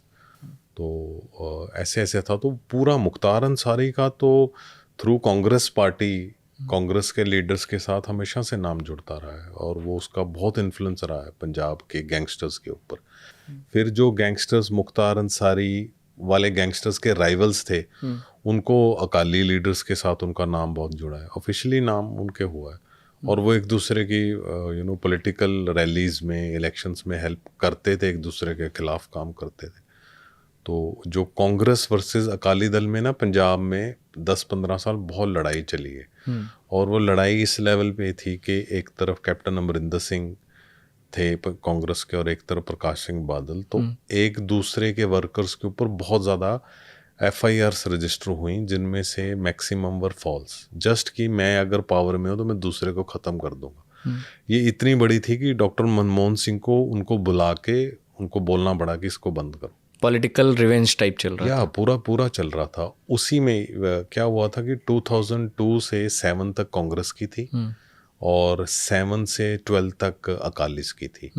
और अकालीज उससे पहले तो बादल फैमिली के ऊपर FIRs हुई थी करप्शन की, और फिर उसके ऊपर जब बादल की गवर्नमेंट आई तो कैप्टन अमरिंदर के ऊपर लुधियाना सिटी सेंटर स्कैम के उनके मीडिया एडवाइजर्स के ऊपर वो एलिगेशन लगे थे। तो उसके बाद ये मतलब 10 साल ये काम चला था, और 2012 की जो इलेक्शन थी, it was a very crucial election कि कौन आएगा पावर में, बिकॉज बोथ वांटेड पावर। और पंजाब में ऐसा कभी नहीं हुआ था कि सक्सेसिव जो गवर्नमेंट है वो एक ही पार्टी ने बनाई है। वो पहली टाइम था जब अकालीज दोबारा पावर में आ गए थे, तो दे वर इन पावर फॉर 10 ईयर्स, और वो उसके मिड में जाके कुछ कॉम्प्रोमाइज़ हुआ था, तब ये बंद हुआ था। नहीं, उस टाइम नहीं बंद हुआ था। बाद में कैप्टन अमरिंदर की जब 2017 में कैप्टन अमरिंदर जीते, तो उन्होंने आई थिंक ऐसा कमीशन, आई डोंट नो और कहाँ पे होगा, there was a special commission of 2 जजेस विच वाज फॉर्म्ड, और उस कमीशन का नाम था कमीशन अगेंस्ट फॉल्स केसेस। आप देखो, और मैक्सिमम उसमें कितने के, आई थिंक उसमें कितने केस होंगे, 10,000 से ऊपर, आई थिंक मे बी 7,000। इतने फॉल्स केस दर्ज हो रहे, इतनी फॉल्स FIRs थी। और पुलिस क्या है, पुलिस टूल थी उन दोनों के हाथ में, पावर के हाथ में। इतने FIRs हुई हैं, और मैक्सिमम को रिकमेंड किया गया था कि इनको कैंसिल करो, पर वो ऑलरेडी कोर्ट में चल रहे थे क्वैश करने के लिए। हाँ, पर वो इसकी जो कमीशन है उसकी तो रिकमेंडेटरी ही है ना। तो इन दोनों की लड़ाई में बहुत से लड़के हैं जिनका लाइफ बर्बाद हुई है, और वो गैंगस्टरिज्म की तरफ गए। शेरा खुब्बन ने जो पहला मर्डर किया वो 2012 के इलेक्शंस में था। उसमें कांग्रेस की रैली थी वहाँ पे, और कांग्रेस के कुछ नेशनल लीडर्स भी आए हुए थे, और रैली को बहुत इम्प्रेसिव करना था, लेकिन अकालीस चाहते थे कि वो रैली इम्प्रेसिव ना हो, तो इसलिए उनको बहुत ज़ोर लगाना पड़ा वहाँ पे।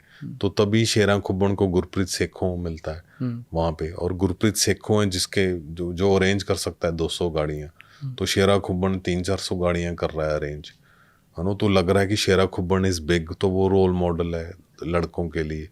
फिर दूसरी तरफ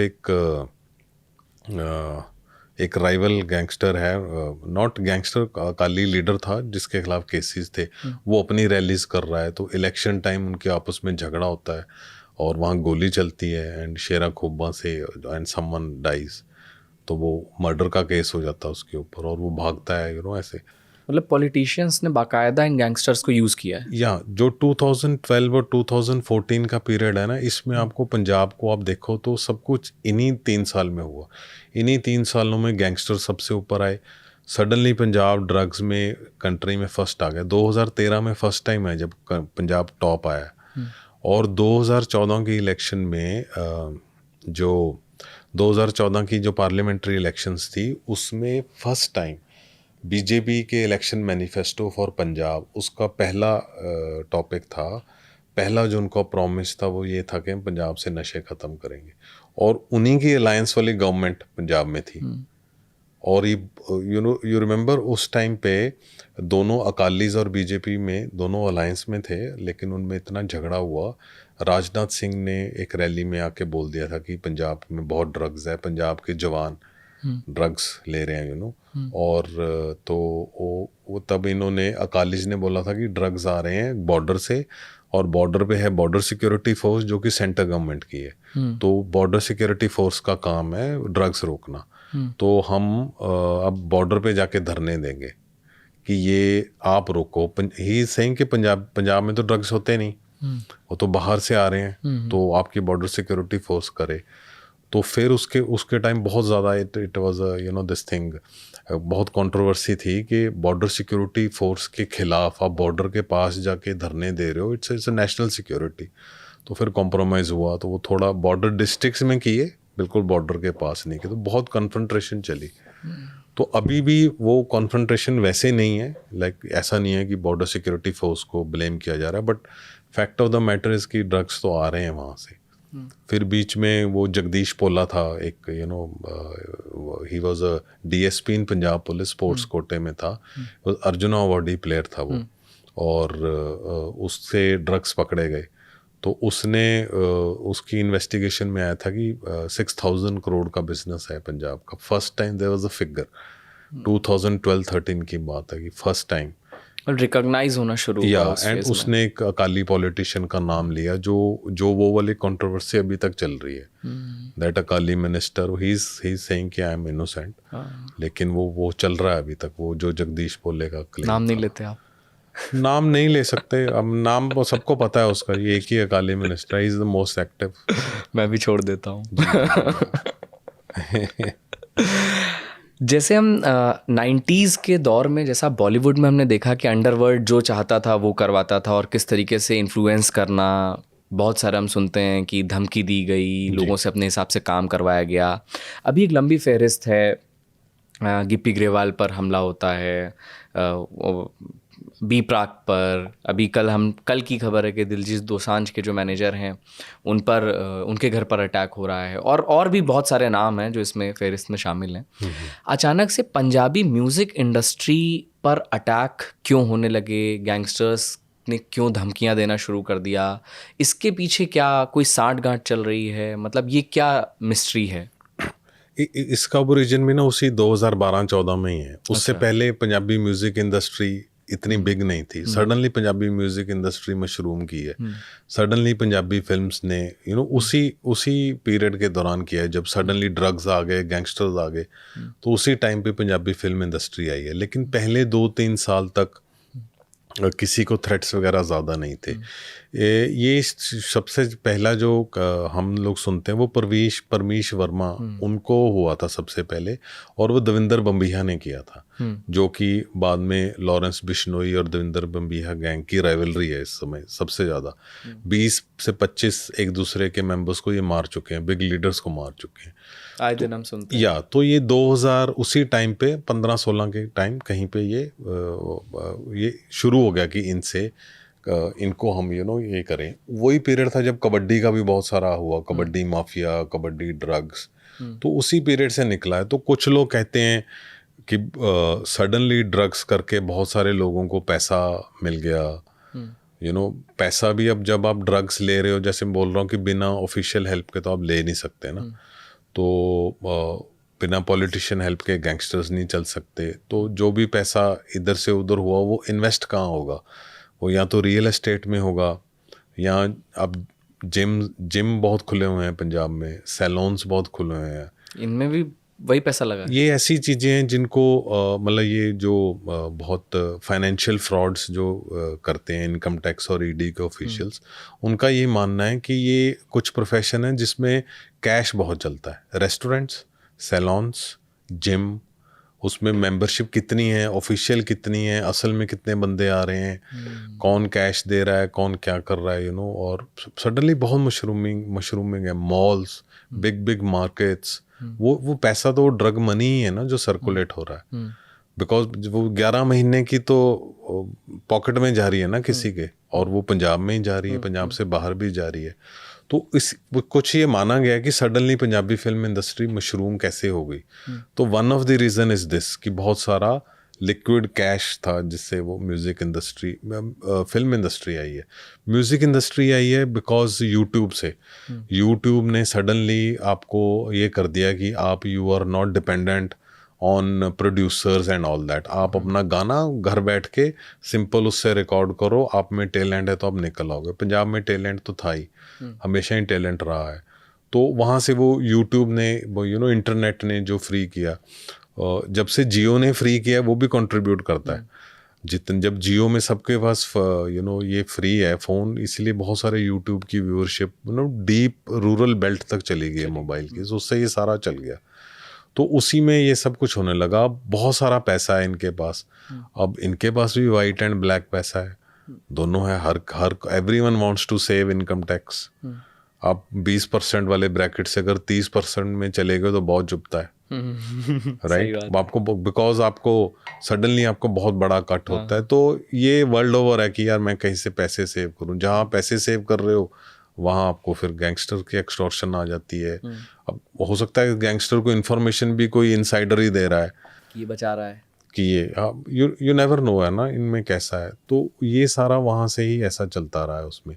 तो अच्छा, फिर बीच में क्या प्रॉब्लम आनी होगी कि कॉन्ट्रैक्ट के बहुत डिस्प्यूट हो गए। अब कोई सिंगर है, सिद्धू मूसेवाला के साथ ये हुआ कि उसने, बिकॉज लाइफ के पहले कॉन्ट्रैक्ट्स तो आप ऐसे ही साइन कर देते हो, तो उसने भी कर दिए थे। और फिर उसने देखा कि मुझे तो बहुत कम पैसे मिल रहे हैं, जो प्रोड्यूसर्स हैं वो ज़्यादा पैसे कमा रहे हैं, एंड ही कॉन्टेस्टेड दैट। तो लड़ाई झगड़ा हुआ, कनाडा में लड़ाई झगड़ा हुआ, फिर और डिस्प्यूट्स हुए उसके।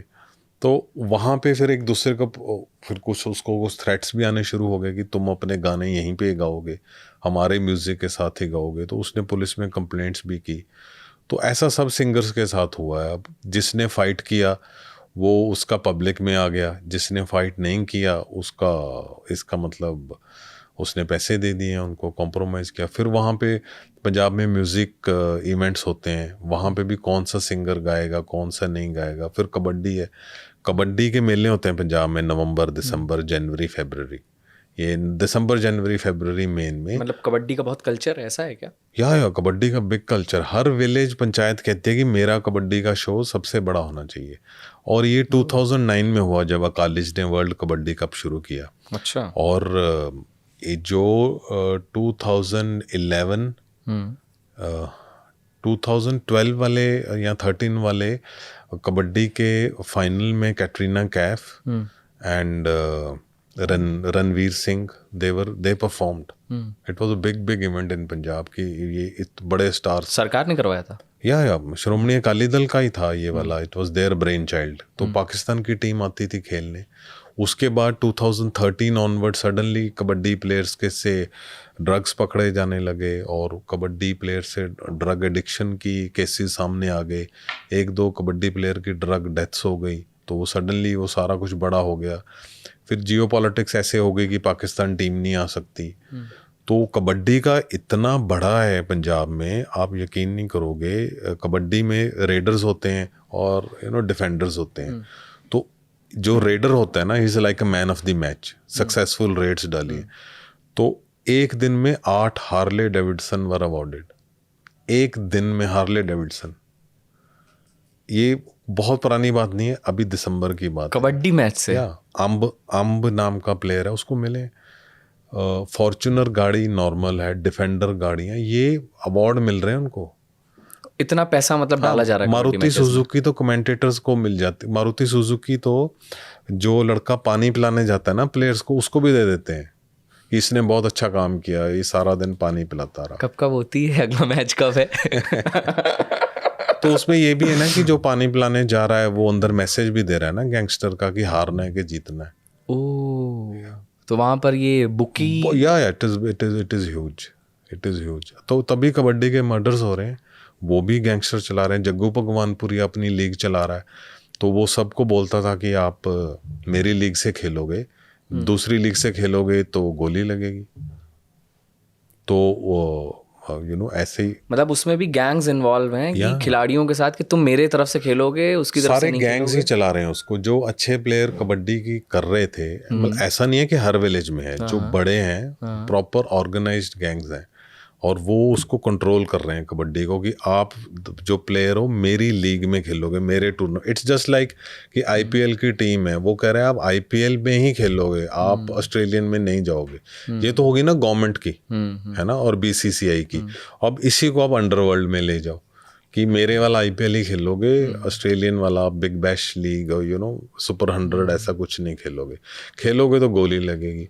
तो संदीप नंगल नंबिया को एक राइवल कबड्डी लीग वाले गैंगस्टर कह रहे थे कि आप इसकी लीग छोड़ो, हमारी लीग में आओ। तो ही रिफ्यूज्ड।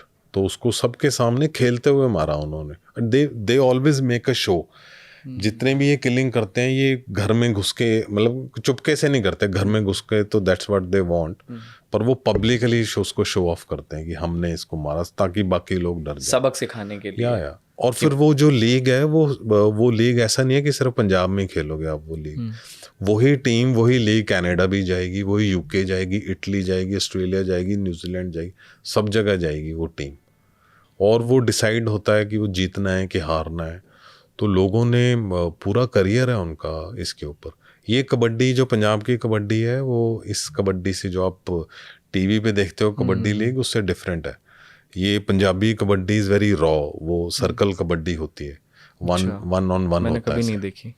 या आप आओ दिसंबर में वहाँ पे, 1-on-1 कबड्डी। बिकॉज ये भी तब से बनी है ना, जो इन्वेडर्स आते थे, तो वो पहले तो कबड्डी में होता था 2 तरह की कबड्डी है कि रेडर है, एक बंदा आया तो आप 6 लोग हो, आपने उसको डिफेंड करना है, आपने उसको पकड़ना है। और रेडर का काम है कि मैं मार के हाथ टच करके वापस चला जाऊंगा। इट वॉज जस्ट लाइक जो सिख फौज थी, वो भी कमांडोज टाइप के तरह थे ना। वो जाते थे, रात को जाते थे, या कभी वो जाते थे जो मुस्लिम इन्वेडर्स इंडिया से, दी मेन इंडियन लैंड, हिंदुस्तान से लड़कियों को किडनैप करके लेके जाते थे, सोना हीरे लेके जाते थे। तो उनको पंजाबी वो जो सिख फौजें थी, वो उनके ऊपर रेड करती थी और उनसे काफ़ी लड़कियों को छुड़ाया गया। इट्स हिस्टोरिकली डॉक्यूमेंटेड, हज़ारों, और इतना सोना और सब कुछ वो वापस, जितना भी वो लुटेरों से लूट के वापस ले आते थे। तो ये वहाँ के उस कल्चर से कबड्डी निकली है वहाँ से। तो जो ये पंजाब में अभी के फॉर्म में जो कबड्डी लीग्स वगैरह ये सब चल रही हैं, इसमें सब ड्रग मनी और ये ब्लैक ज़्यादातर बहुत ज़्यादा वही लग रहा होगा। या बहुत। अभी देखो, अभी कितनी देर हुई है, अभी राणा बलाचौरिया कबड्डी प्रमोटर था, उसको कबड्डी टूर्नामेंट में मार गए उसको रात को, मोहाली में। It's like next. इतना आम है, मतलब इतना आम है। नहीं देखो, मेन तो 2 मर्डर्स हुए हैं, उसके बाद अभी एक कबड्डी प्लेयर का लास्ट मंथ मर्डर हुआ बटाला में, दो लोगों का मर्डर हुआ। तो उसके जो शूटर्स हैं वो भूटान बॉर्डर से जाके पकड़े हैं। पंजाब पुलिस और पकड़ा गया। हाँ, अभी कल की बात है वहाँ पे। तो अभी वो उसका आ रहा है कि वो कबड्डी प्लेयर का क्या इन्वॉल्वमेंट थी जिसको मारा गया, उसको क्यों मारा गया, is this some personal enmity. अब पर्सनल एनमिटी में इतने हाई प्रोफाइल शूटर्स कहाँ से आएंगे? डेफिनेटली गैंगस्टर्स है उसमें। हैप्पी पासिया का नहीं, एक और किसी गैंगस्टर का नाम आ रहा है उसमें, हैप्पी जट का। तो there are different names, right? तो ये बहुत है। मैं ये नहीं कह रहा हूँ कि हर विलेज में ऐसा हो रहा है, बट हो रहा है ऐसा। यस। सो संदीप नंगल अंबिया का मर्डर था 2022 अप्रैल में। उसमें जो 4 शूटर्स थे वो हरियाणा से थे, हरियाणा एंड मेरठ से थे। अच्छा खिलाड़ी था। Yes he was.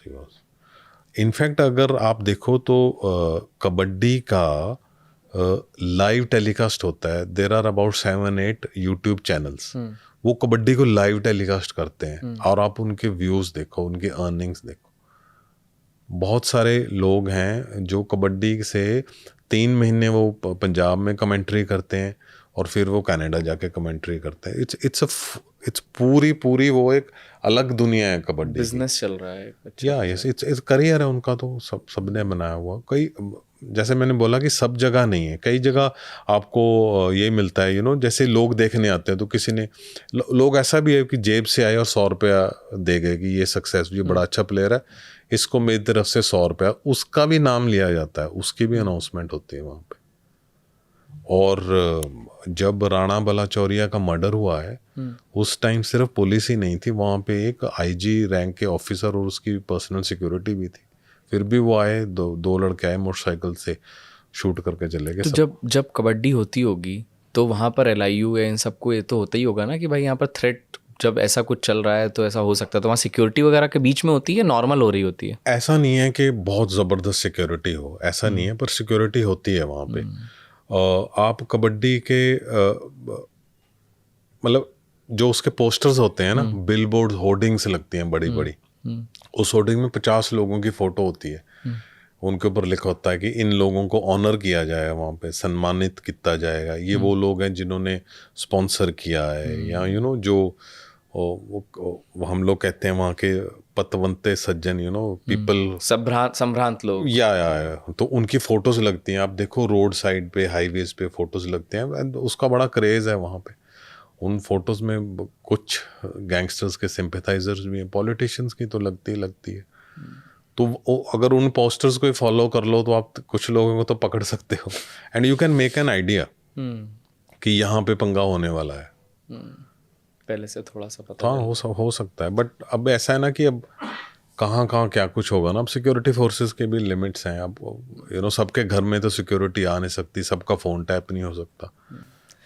अगर हम ये समझना चाहें कि जो गैंगस्टर मनी, ये इकोनॉमी जो पूरी इन्वॉल्व है, ये कितनी बड़ी है, क्या इसका कोई अभी तक कोई कार्टेल पता चला है कि ये इतनी बड़ी हो चुकी है? देखो, जैसे वो उसका 6,000 करोड़ का था, तो वो जो जगदीश पोला ने बोला था कि 6,000 करोड़ का है, उसने अपनी स्टेटमेंट में बोला है। अभी वो अपनी सज़ा पूरी करके आ गया है बाहर।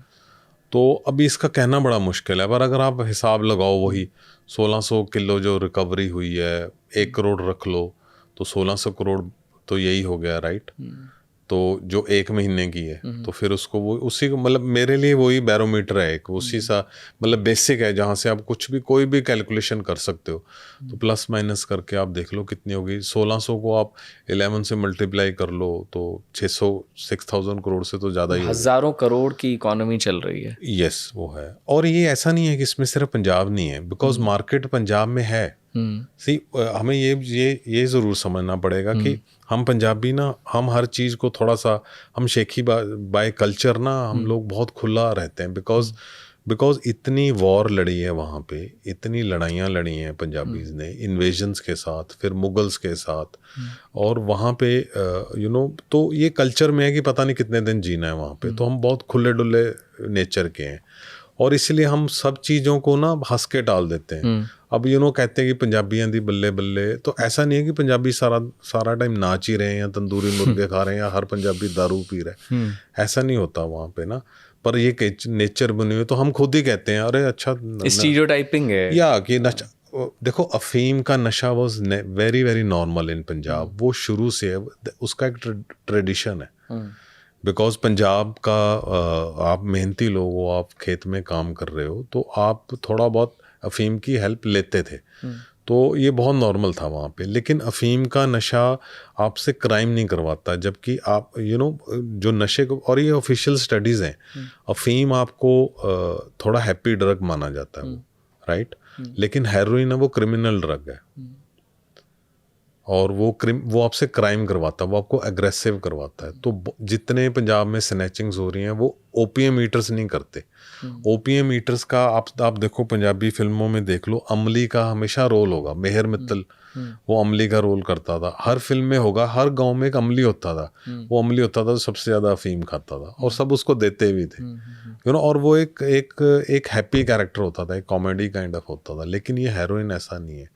तो पंजाबी में बिकॉज हम लोग physically we are better than others, right, और तो इसलिए बिकॉज हम काफ़ी मैस्कुलिन हैं, तो इसलिए पंजाबीज़ अगर आर्मी के टेस्ट में पंजाबीज़ ने फिज़िकली उनकी मेजरमेंट में कुछ इश्यूज आ गए, डाउन हो गई, या उनसे फिज़िकल टेस्ट नहीं क्लियर हुए, तो that became national news.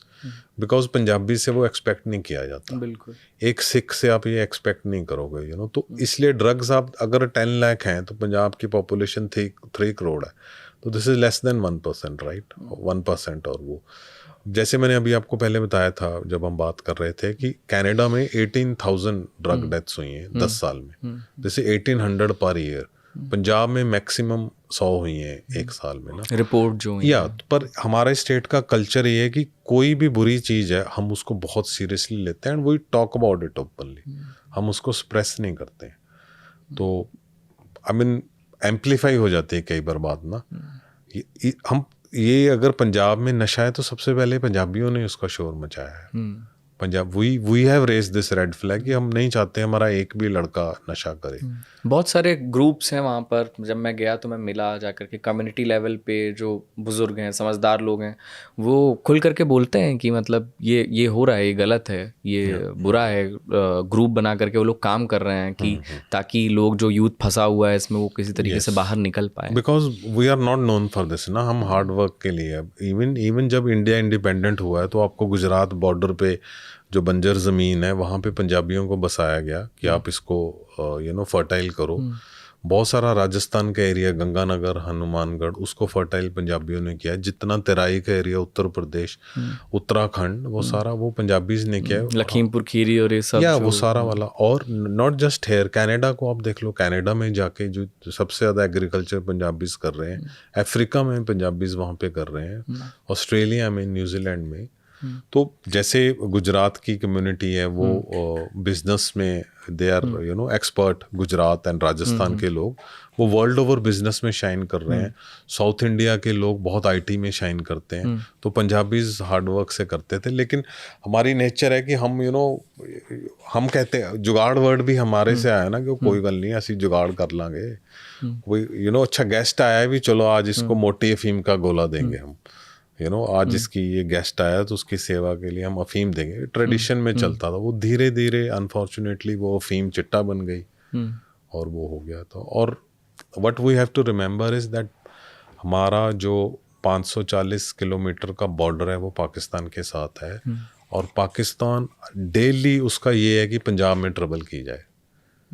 Punjab is the football of the country. Punjab को करते रहो कुछ ना कुछ वहाँ पे। यही मैं पूछने वाला था कि क्या ये जब आपने इन गैंग्स को स्टडी किया, इन लोगों को जो गैंगस्टर्स को पर रिसर्च किया, तो आपको इसमें कोई आईएसआई पाकिस्तान कनेक्शन नज़र आया? या एवरीवेयर। जैसे वो 10 मदर गैंग्स हैं मैंने आपको बताया, तो 4 गैंग्स का एक सिंडिकेटेड, 4 का एक है, और 2 गैंग्स हैं जो डायरेक्टली पाकिस्तान कंट्रोल्ड है, जो पाकिस्तान में बैठे। और उन 2 गैंगस्टर्स का, उन 8 गैंगस्टर्स, 2 टेरर जो खालिस्तानी टेरर हैं, उनका उन 8 गैंगस्टर्स के साथ नेटवर्क है। ये सप्लाई करते हैं वेपन्स, ग्रेनेड्स और sophisticated weapons, even drugs also. तो ये सारा वहीं से हो रहा है। तो वो पूरा पाकिस्तान का है, वहाँ से हर चीज़ में पाकिस्तान इन्वॉल्व है। बहुत वेपन्स आए हैं पंजाब में, और अभी इलेक्शन ईयर है, 2027 में इलेक्शन है। और आप देख लो वहाँ पे 2017-18 में एक वेव आई थी टारगेट किलिंग्स की, 17 लीडर्स को मारा गया था। उस टाइम टारगेट किए गए थे आरएसएस के लीडर्स, हिंदू लीडर्स, और किए गए थे सच्चा सौदा जो सिरसा का है डेरा, उनके फॉलोअर्स और लीडर्स को। तो 17 लोगों की मर्डर किया गया था। उसके बाद वेव आई है जब पंजाब पुलिस की इंस्टॉलेशंस पे मर्डर अटैक किए जाएंगे। तो पंजाब पुलिस का जो इंटेलिजेंस का हेडक्वार्टर है उसके ऊपर आरपीजी से अटैक किया, रॉकेट प्रोपेल्ड ग्रेनेड फेंका गया, राइट। उसके बाद जो भी हिंटरलैंड में पुलिस चौकीज हैं, पुलिस पोस्ट्स हैं, वहाँ पे ग्रेनेड हुए। एक पुलिस जिप्सी के नीचे आईईडी ब्लास्ट की भी अटेम्प्ट किया गया। और अब जो लेटेस्ट वेव आई है उसमें 4 केसेस हुए हैं जिसमें सेंट्रल गवर्नमेंट इंस्टॉलेशंस या सेंट्रल गवर्नमेंट की फोर्सेस के ऊपर अटैक हुआ है। बीएसएफ जलंधर में हुआ है, अभी उसके मेन गेट पे ब्लास्ट हुआ। अमृतसर में तरन तारण एरिया में वहाँ पे आर्मी के बाहर हुआ, आर्मी और बीएसएफ का इकट्ठा ही है। उसके बाद जो फ्रेट कॉरिडोर है जो अभी शुरू हुआ है, which is the lifeline of the economy, उसके ऊपर 2 IEDs हैव बिन प्लांटेड, जो कि फॉर्चुनेटली वो एक तो पहले ही ब्लास्ट हो गई और दूसरी हुई नहीं थी। एक पहले ब्लास्ट हो गई तो जो वहाँ पे प्लांट कर रहा था वही उसमें विक्टिम बन गया उसमें, राइट। और एक बीजेपी के हेडक्वार्टर के बाहर ग्रेनेड फेंका गया, और वो जो बीजेपी के हेडक्वार्टर के बाहर फेंका गया चंडीगढ़ में, उसको उन्होंने प्रॉपर वीडियो बनाया है, बिकॉज उनको पैसे लेने हैं ना कि हमने किया है। फैलाना भी तो है, प्रचार करना है। यस, सो आप देखो कि तो उसमें पैटर्न आ रहे हैं। और ये पंजाब की लड़ाई नहीं है, ये इंडिया की लड़ाई है वहाँ पे पूरी, बिकॉज वो अटैक वो पंजाब को नहीं कर रहे, वो डिस्टर्ब पंजाब को कर रहे हैं, वो हिट इंडिया की इकोनॉमी कर रहे हैं। अगर वहाँ पे दोबारा टेररिज्म आ रहा है वहाँ पे, तो सारा सेंट्रल गवर्नमेंट का फोकस, पैसा वहीं लगेगा। अगर हमारी इकोनॉमी अच्छी चल रही है तो टेररिज्म उसको बर्बाद करेगा। One of the prosperous states है पंजाब, तो इसलिए वहाँ पे है। और वो कांस्टेंट वॉर है बॉस। वहाँ पे बेसिकली 540 किलोमीटर बॉर्डर है, आपको हर स्टेप पे एक आपको वहाँ पे संतरी चाहिए तो ये रुकेगा। आपको बहुत ड्रोन्स को, मतलब इतने ज़्यादा ड्रोन्स आ रहे हैं वहाँ पे, आप यकीन नहीं कर सकते। गोल्डन क्रीसेंट होने की वजह से भी क्या ये वल्नरेबिलिटी बढ़ जाती है इधर? यस, अब ये तो खैर शुरू से ही चल रहा है। सबसे पहले 2007 में एक वर्ल्ड ड्रग रिपोर्ट आई थी 2007 में। दैट रिपोर्ट में फर्स्ट टाइम पंजाब का नाम आया था कि Punjab is the transit point of this golden crescent.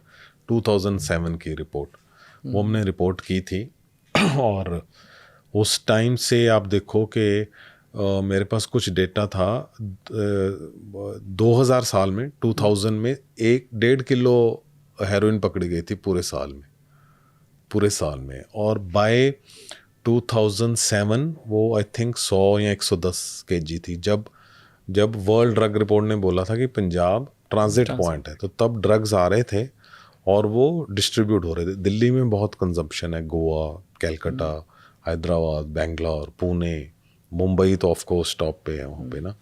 तो उसके बाद जहाँ जहाँ यूथ है, आई मीन राजस्थान के एरिया में भी, तो 2007 में 110 किलो या समथिंग है। और उसके बाद मेरे फ़ोन में था वैसे सारा डेटा ये, तो 2012 तक आते आते तो अब 13,000 से ज़्यादा FIRs ही हो गई। Exponential growth. या दिस वाज अ ह्यूज। तो दैट शोज कि कंजम्पशन हुई वहाँ पे। पहले वहाँ पे सिर्फ ट्रांजिट था, ड्रग आ रहा है यहाँ से आगे जा रहा है, फिर वो कंजम्पशन होनी शुरू हो गई, तब शोर मचना शुरू हुआ वहाँ पे। इट्स ऑल, आप जाओगे तो ले देखे ना, आप 2012 और 14 ये जो 2-3 साल का पीरियड है ना, यही बेस पीरियड है, इसमें सब गड़बड़ वहाँ से शुरू हो रही।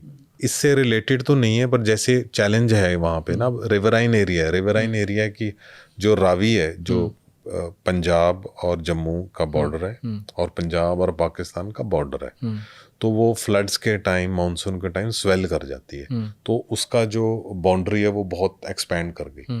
तो बहुत से एरिया पे अब BSF नहीं लग सकती, जब पानी में थोड़ी आपका सोल्जर खड़ा होगा ना, पर फिर भी उनका मॉनिटरिंग जितनी है उतनी है। तो ऐसी सतलुज है जो अब फाजिल का, फिरोजपुर, उस एरिया में सतलुज का बॉर्डर है, तो वो कई किलोमीटर फैल जाता है। तो 2 साल पहले क्या हुआ, जब फ्लड्स आए वहाँ पे, तो बड़े बड़े ट्रैक्टर या ट्रक की जो ट्यूब्स हैं उसमें 70 kg हेरोइन आई है। और दो साथ में आते थे स्विमर्स जो गोताखोर एक्सपर्ट, और वो उसको लेके आते हैं हाफ तक, और हाफ तक फिर पंजाब के वो जो रिसीवर स्मगलर्स हैं, पेडलर्स हैं, वो लेके गए, तो वो पकड़े गए। तो मतलब इतने ज़्यादा तरीके हैं, इनोवेशन लगातार हो रहा है। हाँ, ये लगातार हो रहा है। तो पर यस, ऐसे इंसिडेंट्स भी आए हैं कि कई बार मंगवाई जाती है वहाँ से कि बिकॉज आई डोंट नो वो मंगवाई सिर्फ रिकवरी शो करने को है या इनके इन्फॉर्मर्स हैं, बिकॉज पुलिस के इन्फॉर्मर भी तो है ना। पुलिस ने भी तो, this is how they work. अगर आपने गैंग्स में इन्फिल्ट्रेट करना है तो फिर एक गैंगस्टर को तो आपको प्रोटेक्शन भी देनी पड़ेगी कि ठीक है तो हमें ये पकड़वा दे और सब कुछ। अच्छा, तो जब आप इतना खुल करके बात कर रहे हैं, है ना, लॉरेंस बिश्नोई से तो सबको डर लगता है, आपको नहीं लगता? वो पंजाबी का जो डर जाए वो तो हमारा है नहीं, तो ऐसा हुआ नहीं कभी आज तक। मतलब तो आप इतने लंबे वक्त से जब ड्रग्स पे रिपोर्ट कर रहे हैं या आप जब गैंग्स पे बात कर रहे हैं, तो क्या अभी तक ऐसा कभी हुआ कि आपको कहीं से ये आया हो कि भाई क्यों कर रहे हो आप, या आप इस पे बात मत करिए? अब देखो, सोशल मीडिया पे ट्रोलिंग भी होती है, बहुत सारे मैसेजेस भी आते हैं ऐसे वैसे। तो अभी जो कुछ मुझे सीरियस लगे थे वो मैंने शेयर किए थे पुलिस के साथ, पर ऐसा मुझे कोई बहुत सीरियस वाला आया नहीं है। बेसिकली मेरा मानना है कि एज अ जर्नलिस्ट ना, एक लाइन होती है, बड़ी थिन लाइन ना। तो अगर आप जर्नलिस्ट एक ऑब्जर्व कर रहा है सोसाइटी को ना, जैसे मैंने बुक में लिखा भी है, पुलिस का काम है पकड़ना, पर उनको सेंसिटिव होना पड़ेगा, राइट। लॉयर्स और जुडिशरी का काम है उनको लीगली सज़ा देनी, और सोसाइटी का काम है उनको हेल्प करना वापस मेन स्ट्रीम में आने में और इस तरफ ना जाने में। जर्नलिस्ट का काम है स्टडी करना और दोनों साइड्स को। गैंगस्टर है तो गैंगस्टर की फैमिली को आप अछूत फैमिली नहीं कह सकते, उनके भी बच्चे हैं, वो भी ह्यूमंस हैं। नो वन वांट कि मेरा बच्चा लॉरेंस बिश्नोई बन जाए, कोई नहीं चाहता मेरा बच्चा लॉरेंस बिश्नोई बन जाए। सभी कहते हैं मेरा बच्चा भगत सिंह बनना चाहिए, देश के लिए बनना चाहिए। तो इसलिए अगर आप एक गैंग का दूसरे गैंग के खिलाफ एजेंडा उसको उसमें इन्वॉल्व हो गए, या आप पुलिस के लिए काम कर रहे हो, है ना, तो प्रॉब्लम्स आती हैं। वो बहुत थिन लाइन है, बहुत थिन लाइन है। बहुत सारी बातें ऐसी होती हैं जो मैं नहीं बोल सकता, जो जिनका एक ऑफ कोर्स मेरे पास एविडेंस नहीं है, लेकिन मुझे लगता है कि मैं बोल नहीं सकता ना, नहीं कह रहा मैं वो क्वेश्चन ही नहीं पूछता, उसको मैं प्रोब ही नहीं करता, बिकॉज वो थिन लाइन ब्लर हो जाएगी। तो मुझे लगता है कि अगर आप उसमें रहते हो ना, अपने जर्नलिस्टिक प्रोफेशन में, लोग नाराज़ हुए हैं, बहुत सारे लोग नाराज़ हुए हैं मेरी उससे, लेकिन वो नहीं समझ रहे कि मेरा एक एज अ जर्नलिस्ट मेरा काम है एक क्रिमिनल माइंड को भी स्टडी करना, बिकॉज मेरा मोटिव उसको ग्लोरीफाई करने का नहीं है। मेरी बुक से वो ग्लोरीफाई नहीं हो रहे। यस, आपको सिंपैथी ज़रूर हो सकती है उनके साथ, तो सिंपैथी होनी चाहिए, आपको सबके साथ सिंपैथी होनी चाहिए। शेरा कुब्बन तो घर से वो तो एक स्पोर्ट्समैन बनने के लिए निकला था ना, स्कॉलरशिप पे था, जब उसकी लड़ाई हुई उसको कुछ लोग आके मार गए, तो उसके फ्रेंड्स ने आके उनको मार दिया। हॉस्पिटल में लड़ाई हुई है, hospital is no place for gang. ऐसी लड़ा, वो जवान लड़कों की लड़ाई थी, वो गैंग्स की लड़ाई नहीं थी। तो आपको उनके साथ सिंपैथी होगी जो भी हैं। एट द सेम टाइम जिनके घरों को गैंगस्टर्स ने बर्बाद किया है, तो उनकी भी आप आवाज़ बनते हो, उनके लिए भी बोलते हो। हालांकि बहुत सारी फैमिलीज़ को लगता है कि सिर्फ हमारी ही बात होनी चाहिए, जो गैंगस्टर के विक्टिम हैं सिर्फ उनकी बात होनी चाहिए, लेकिन ऐसे नहीं चल सकता। जो कल को हिस्ट्री लिखी जाएगी तो उसमें अगर सिर्फ यही लिखा जाएगा कि गैंगस्टर को इनकाउंटर में मार दिया, तो फिर तो ये पुलिस केस है ना। ये एक जर्नलिस्ट की स्टडी नहीं है, एक सोशोलॉजिस्ट की स्टडी नहीं है, आपकी और मेरी स्टडी नहीं है, फिर वो पुलिस का स्टडी है। और पुलिस की स्टडी हमेशा कभी भी 100% ठीक नहीं होती। तो ह्यूमनाइज करना बहुत इम्पॉर्टेंट है। ये आप तभी इस चीज़ को रोक सकते हो। आपको वो कहते हैं ना कि आप उनको बाम लगाओगे तभी ये रोकोगे। पर ये बहुत मुश्किल है, कई बार बहुत डीपली डिस्टर्बिंग मैसेजेस भी आते हैं, लेकिन क्या कर सकते हैं। मुझे लगता है कि मेरी ना रिस्पॉन्सिबिलिटी है एज ए जर्नलिस्ट, बिकॉज मैं डेली लिख रहा हूँ गैंगस्टर ने एक्सटॉर्शन कॉल कर दी, गैंगस्टर ने उसको मार दिया, पुलिस ने गैंगस्टर का एनकाउंटर कर दिया, तो हम क्या स्टेनोग्राफर बन जाएं। पुलिस की प्रेस कॉन्फ्रेंस हुई और पुलिस ने ये क्लेम कर दिया, लिख के सुबह आपका नाम छप जाएगा, आप घर चले जाओ।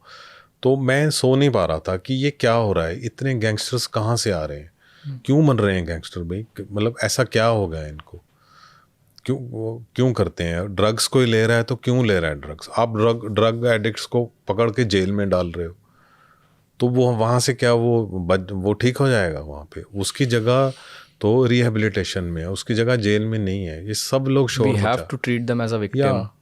बिल्कुल उनको विक्टिम मानना पड़ेगा। अब आपने 9,000 गैंगस्टर्स पकड़ लिए हैं, पॉलिटिकली इट इज़ करेक्ट, ठीक है, मुझे भी अच्छा लगता है, हेडलाइंस बन गई कि चलो यार ये क्राइम बंद होगा, ये सब जेल में चले गए, तो क्या क्राइम बंद हो गया? आप बताओ कहाँ से बंद हो गया क्राइम? मर्डर्स हो रहे हैं, कोर्ट के प्रेमिसेस में आके मर्डर कर गए हैं, तो ये ऐसे नहीं बंद हो सकता। आपको जैसे पूरी रिहेबिलिटेशन ऑफ टेररिस्ट्स हुई थी ना, जो कश्मीर में भी इसको किया था रिहेबिलिटेशन, तो आपको यहाँ पे भी इनके साथ ये करना पड़ेगा। You have to bring them back to mainstream, तभी आप इसको रोक सकते हो। क्या आपको लगता है, मतलब आने वाले कितने साल आपको लगता है कि लग जाएंगे पंजाब को ड्रग फ्री और गैंग्स फ्री करने में? ड्रग फ्री तो कभी नहीं हो सकता, ना पंजाब, ना कनाडा, ना अमेरिका। वहाँ पे तो ओपन हो गया है, जो कैनेबी है वो आप ओपन हो गए, उसके तो वेंट्स बन गए, राइट। तो ये नहीं हो सकता ड्रग फ्री, कोई भी सोसाइटी ड्रग और क्राइम फ्री नहीं हो सकती, ये इम्पॉसिबल है। ये तो हमारे उसमें है ना, हमारे उसमें है कि जो शिव और विष है वो दोनों पहलू हैं हमारी, और गुड एंड इवल एक सिक्के के दोनों पहलू हैं। तो वो तो हमेशा रहेगा, but yes as a society हमें कोशिश करनी पड़ेगी। मुझे ये लग रहा है कि यूथ को हमेशा डायरेक्शन चाहिए। जो पंजाब का यूथ है ना, उसको एम्प्लॉयमेंट नहीं मिल रही, ये बहुत बहुत बड़ा मसला है। और क्यों जा रहा है ना कोई बाहर? आप देखो कि पंजाब में आप वहाँ पे जो ओल्ड पीपल हैं उनका सर्वे करो, तो जो बहुत सारे हैं, 90% जो लोग हैं उनके बच्चे बाहर हैं, कनाडा में, और पूरे गांवों में सिर्फ बुजुर्ग बाकी रह गए। आप जलंधर और कपूरथला डिस्ट्रिक्ट में फिलौर फगवाड़ा के बीच जितने हैं विलेजेस हैं, उसमें बड़े बड़े विलास बने हुए हैं, 2-2 स्टोरी के बड़े घर हैं जो आपको यूरोप में मिलते हैं, और वो खाली पड़े हैं। वो 2 साल में 1 महीने के लिए आती हैं फैमिलीज। उस घर में आपको सिर्फ एक बुजुर्ग मेल मिलेगा, बिकॉज मदर्स एडजस्ट करके नए कल्चर में बच्चों के पास चली जाती हैं। जो आदमी है, मेल है, वो एडजस्ट नहीं करता, उसको अपना कंट्रोल और अपना उसको घर बार चाहिए, जो उसने अपने लाइफ में मेहनत करके बनाया है। वो अपने फ्रेंड्स के साथ खुश है। मेरी एक ये स्टडी थी, वो पार्लियामेंट में भी इसको टेबल किया गया था, तो उसमें था प्रेम भाटिया यंग जर्नलिस्ट अवार्ड भी मिला था मुझे। तो वो घर हैं, विलाज हैं, डबल स्टोरी, और आपके गैरेज में BMWs खड़ी हैं, और घर में एक बुजुर्ग है, और मोर है, छत पे मोर है, और मोर वहाँ होते हैं जहाँ ज़्यादा लोग नहीं हैं। और आपको विलेज में मिलेंगे, सभी बुजुर्ग जाते हैं, और उस टाइम तो इतने मोबाइल फ़ोन नहीं थे, तो वो डाकखाने जाते हैं, चिट्ठियाँ आएंगी, या PCO पे मिलेंगे, बच्चों का फ़ोन आएगा या समथिंग, या वो विलेज की छत पे मिलते हैं। तो employment is a big issue, उसमें गवर्नमेंट को भी करना पड़ेगा। जो पंजाबी है ना, वो बाय नेचर फौजी है, तो बहुत ज़्यादा आर्मी में, सेंट्रल फोर्सेस में पंजाब को मोर रिप्रेजेंटेशन देनी पड़ेगी, तो उससे वहाँ पे हो सकता है। अग्निवीर में आप देखो कि पंजाब से बहुत लोग गए हैं, जो अग्निवीर स्कीम उन्होंने की है, लेकिन जब वो 4 साल बाद करके आएंगे तो उनको वहाँ पे आपको अडॉप्ट करना पड़ेगा, एडजस्ट करना पड़ेगा। बहुत सारे पंजाबीज ने कनाडा, USA में बहुत प्रोग्रेस की है, तो वो यहाँ भी कर सकते हैं, लेकिन अगर वो उनको वो वाला एनवायरनमेंट मिले। एट द सेम टाइम जो पंजाबी पॉपुलेशन है, उनको they have to move from muscle power to intellectual and this IT industry.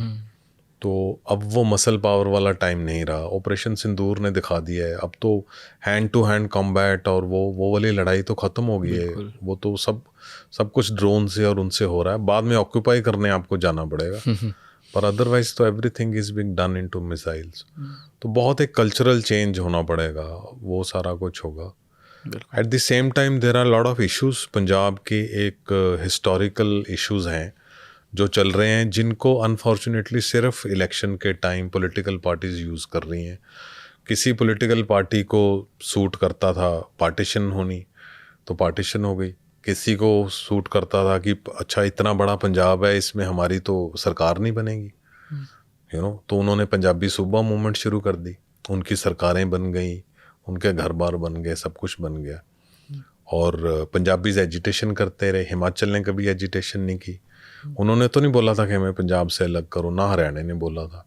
Punjab के वो पॉलिटिक्स थे जिन्होंने लोगों को गुमराह किया, because Punjabis are very emotional people. और हम मोर्चा लगाने को तैयार हैं, हम लड़ने को तैयार हैं। हम छोटी सी बात पे हर्ट हो सकते हैं, लेकिन हम बड़ी सी बात भी माफ़ कर देते हैं। हमने operation blue star golden temple का माफ़ नहीं किया है, लेकिन हमने कांग्रेस की सरकार दोबारा बना दी।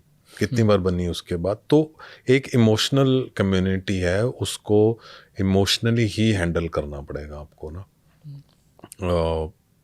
That's it. सर बहुत ही अच्छा लगा, आपने बहुत ही अच्छे से सारी बातें की, सारी चीज़ों को बहुत आसान भाषा में समझाया। बहुत बहुत शुक्रिया आने के लिए। Thank you. एंड आप भी you are given this platform to Punjab and to this book. I am very thankful. Thank you so much. और you had very in depth knowledge about Punjab. I really congratulate you for that. Thank you so much. तो अगर आपको ये बातचीत अच्छी लगी हो तो ज़रूर सब्सक्राइब करिएगा, वीडियो को लाइक करिएगा, कमेंट करके बताइएगा कि आप इसके बारे में क्या सोच रहे हैं। हम जब भी पंजाब के बारे में बात कर रहे हैं, हम जो भी चीज़ें कवर कर रहे हैं, उसमें हमारा जो मकसद है वो यही है कि किसी भी तरह से हम सब मिल करके एक बेहतर भविष्य बनाएं। हमारा कोई भी ये मकसद नहीं है कि हम पंजाब को बदनाम करना चाहते हैं, बिल्कुल भी नहीं। ना इस किताब से पंजाब बदनाम हो रहा है, ना हमारे बात करने से बदनाम हो रहा है। तो उस मोटिव को आप समझें और अपनी राय ज़रूर दे करके जाएं कि आप इस पूरे मुद्दे पर क्या सोचते हैं। तो वीडियो देखने के लिए बहुत बहुत शुक्रिया।